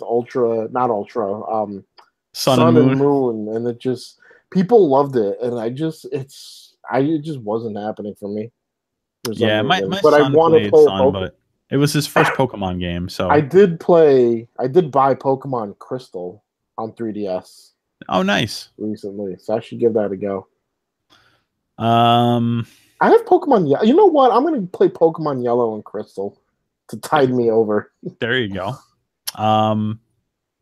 You know, that Batman game that we had leaked, you know, a few years ago now, back at this point, that game had been allegedly rebooted. That's something that Jason Schreier, I think, even recently kind of reconfirmed. But I don't know how far in development that game would be, but I'd love to see it also unveiled at E3 this year as well. That's just a wish list thing because I'd like to play another Batman Arkham style game.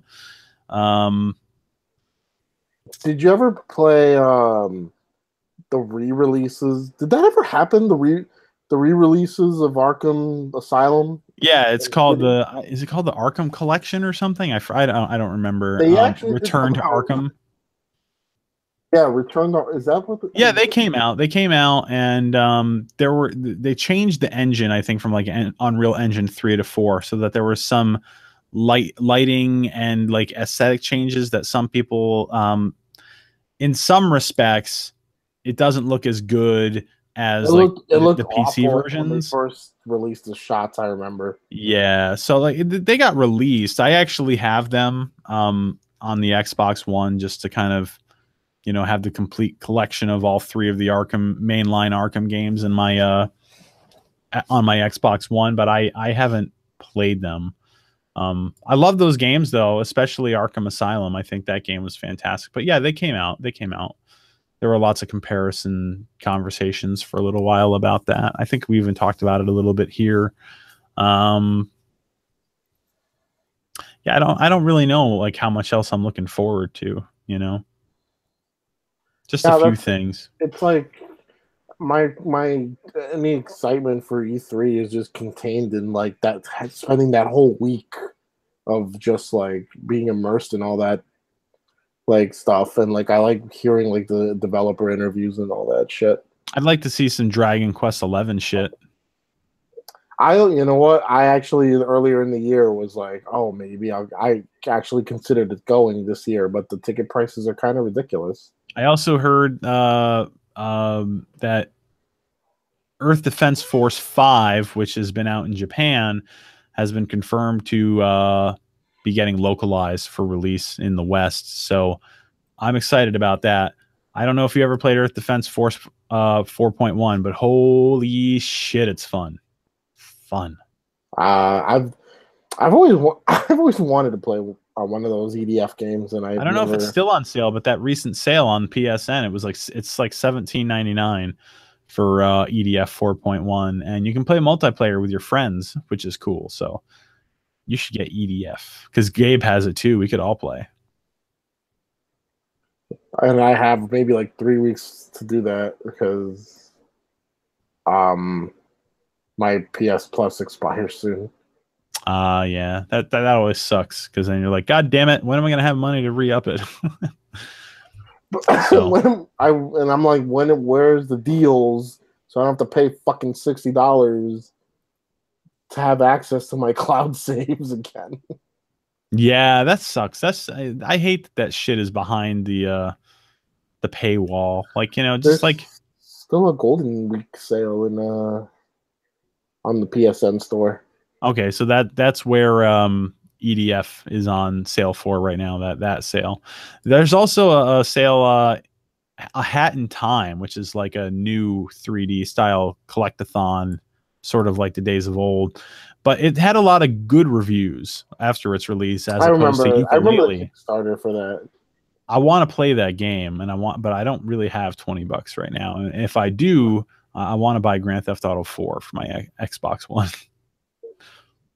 And there's a lot of fucking movies coming out this month. I mean, there's fucking like, I think this coming Tuesday, Saving Private Ryan's going to be out on 4K. I think like when I was looking at Amazon browsing, it's like Gladiator, Saving Private Ryan, Die Hard, The Matrix. Like, on the 15th alone, like I would want to buy Rick and Morty season 3 on Blu-ray, Braveheart, and Gladiator. And then the week after that is supposed to be the Jurassic Park collection. All 4 movies on 4K, and it's going to be in a case that has cardboard sleeves, but Best Buy are selling a Steelbook exclusive, so I might do that. Unless I see something that looks like the packaging sucks, and I might just import them from overseas, since all 4K discs are region free. That's part of the format. But like, such an expensive money. Yeah, then The Matrix, and like there's just so much coming out. So that's kind of like where I'd like to put my money this month. I'm very curious what The Matrix, like how they... I'm going to be playing God of War for a while, so it's not like I really need more video games, but I do want to get my hands on Donkey Kong Country Tropical Freeze for my Switch. Yeah, you know what, to be honest, like I don't know. And the Dark Souls remaster. God damn it. Oh man, yeah. I was like, I don't know what games like I'm gonna want to play after Yakuza God of War. Because you know what? And back in January, Target had like a buy one get one free on Wii U games. So I bought what was that? What's it called? Tokyo Mirage Sessions. Yeah. FE, and then for the free game I chose was Paper Mario Color Splash. Because it seems like people who played that game like were very high on it. So I was like, sure, why not? Yeah, I heard good things. Like my Wii U is like, I think I stored it somewhere because it kept gathering dust. Like I felt bad. Yeah, so I can't remember the last time actually. I think the last time it got touched was maybe a few months ago when my son wanted to play Mario Maker again. Nintendo, put the eShop music on the Switch already. Fix the eShop in general. Maker on the Switch already.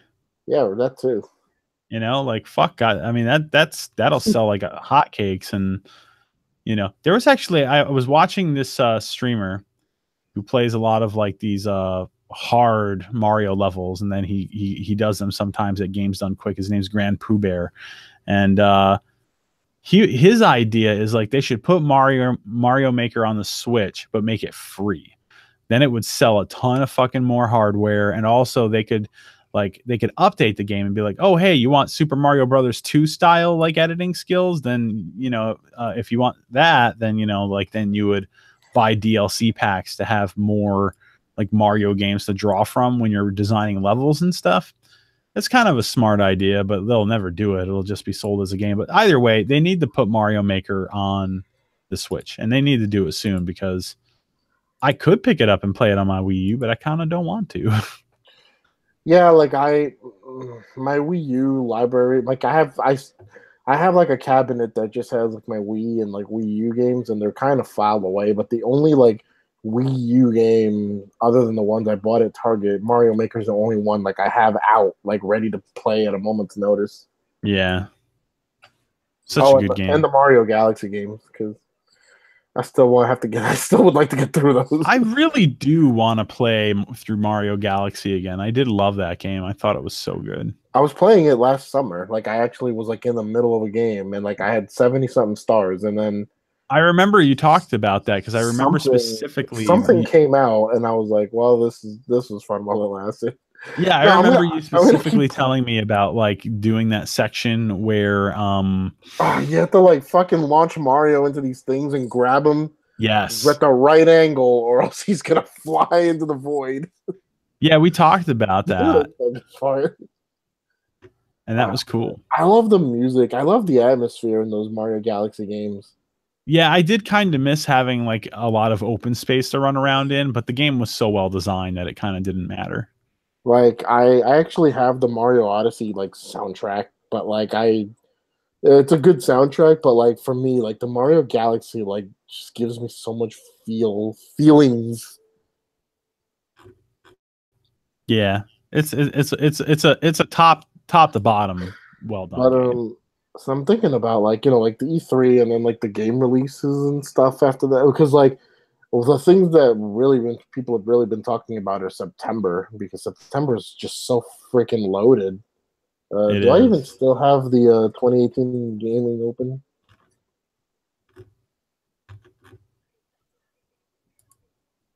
I know I don't. I already shut it down. Sorry. Oh yeah. So September. Well, for me, August. Let's see. Oh, okay. In the summer, okay. I actually might get the Captain Toad port again. The Treasure Tracker on Switch. Yeah, that's a good game. And I think they're adding more stuff to it. They are, and they've been doing that with all of their things. Like they added like Funky Kong into the Tropical Freeze. Give me fucking Captain Toad amiibo, you pricks. Right. I'm not an amiibo fan, but like it's kind of odd that there hasn't been one yet. Not Toad's got one, but not Capitan. You would have thought they would have jumped all over that a long time ago.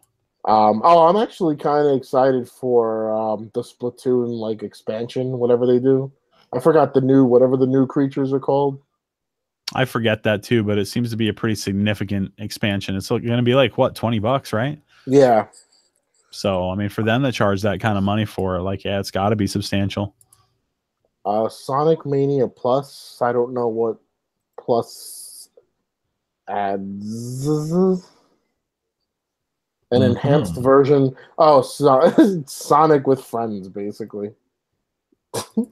Octopath Traveler. Everyone's I was really excited based on what I saw from the trailer, but like when I heard it had a job system, like when it comes to RPGs, like those job system things really turn me off. Like I was playing through Bravely Default, and like I don't really care for that mechanic in my RPG, so I don't know if that's going to turn me off or not. I guess I could play the demo and find out, but yeah, you know what? Yeah, I have the demo's been sitting in my Switch for months, and I had never touched it.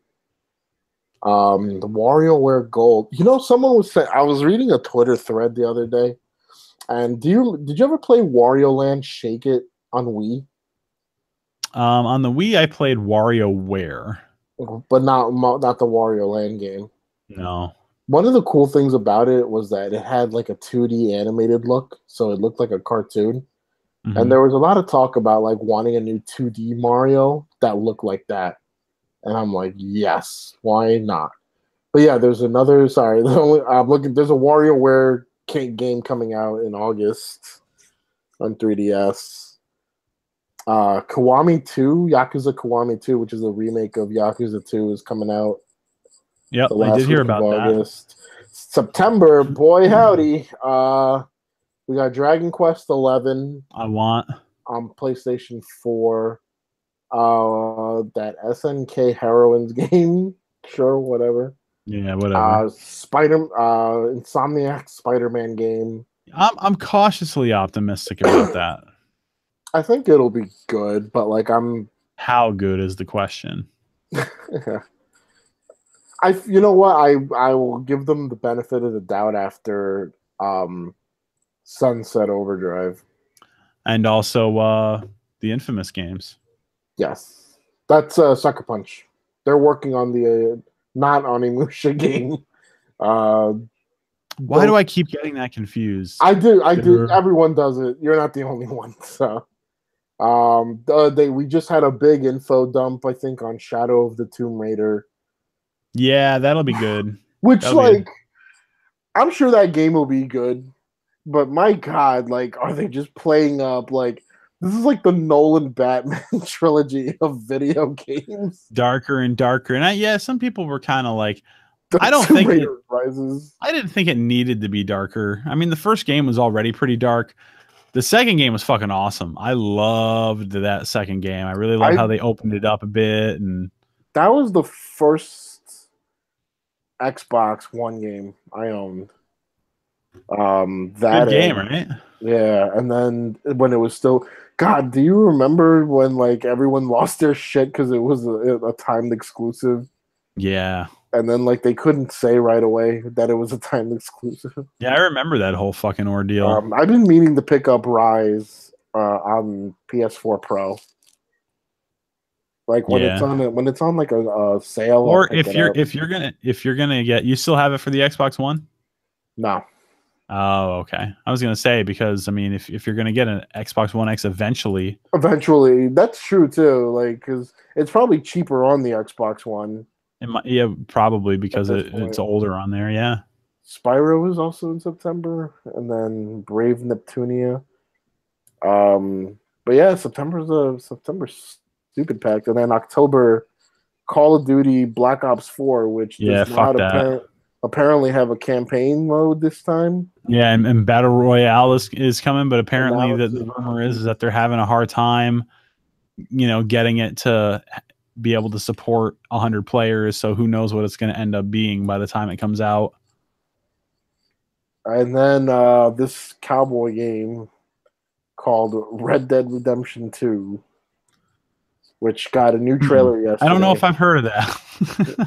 I didn't even know there was a 1. I can't believe I forgot about that. But yeah, I'm obviously going to get that game and play the shit out of it. I mean, the Red Dead Redemption was so good. So good. I feel like even though like I have a PS4 Pro, that would be the game. Like I'm like, oh, I would get that for Xbox One. Yeah, I'm totally getting it for my Xbox One X. Or I would be a complete dipshit and double dip. Buy a PS4 and Xbox One copy. There you go.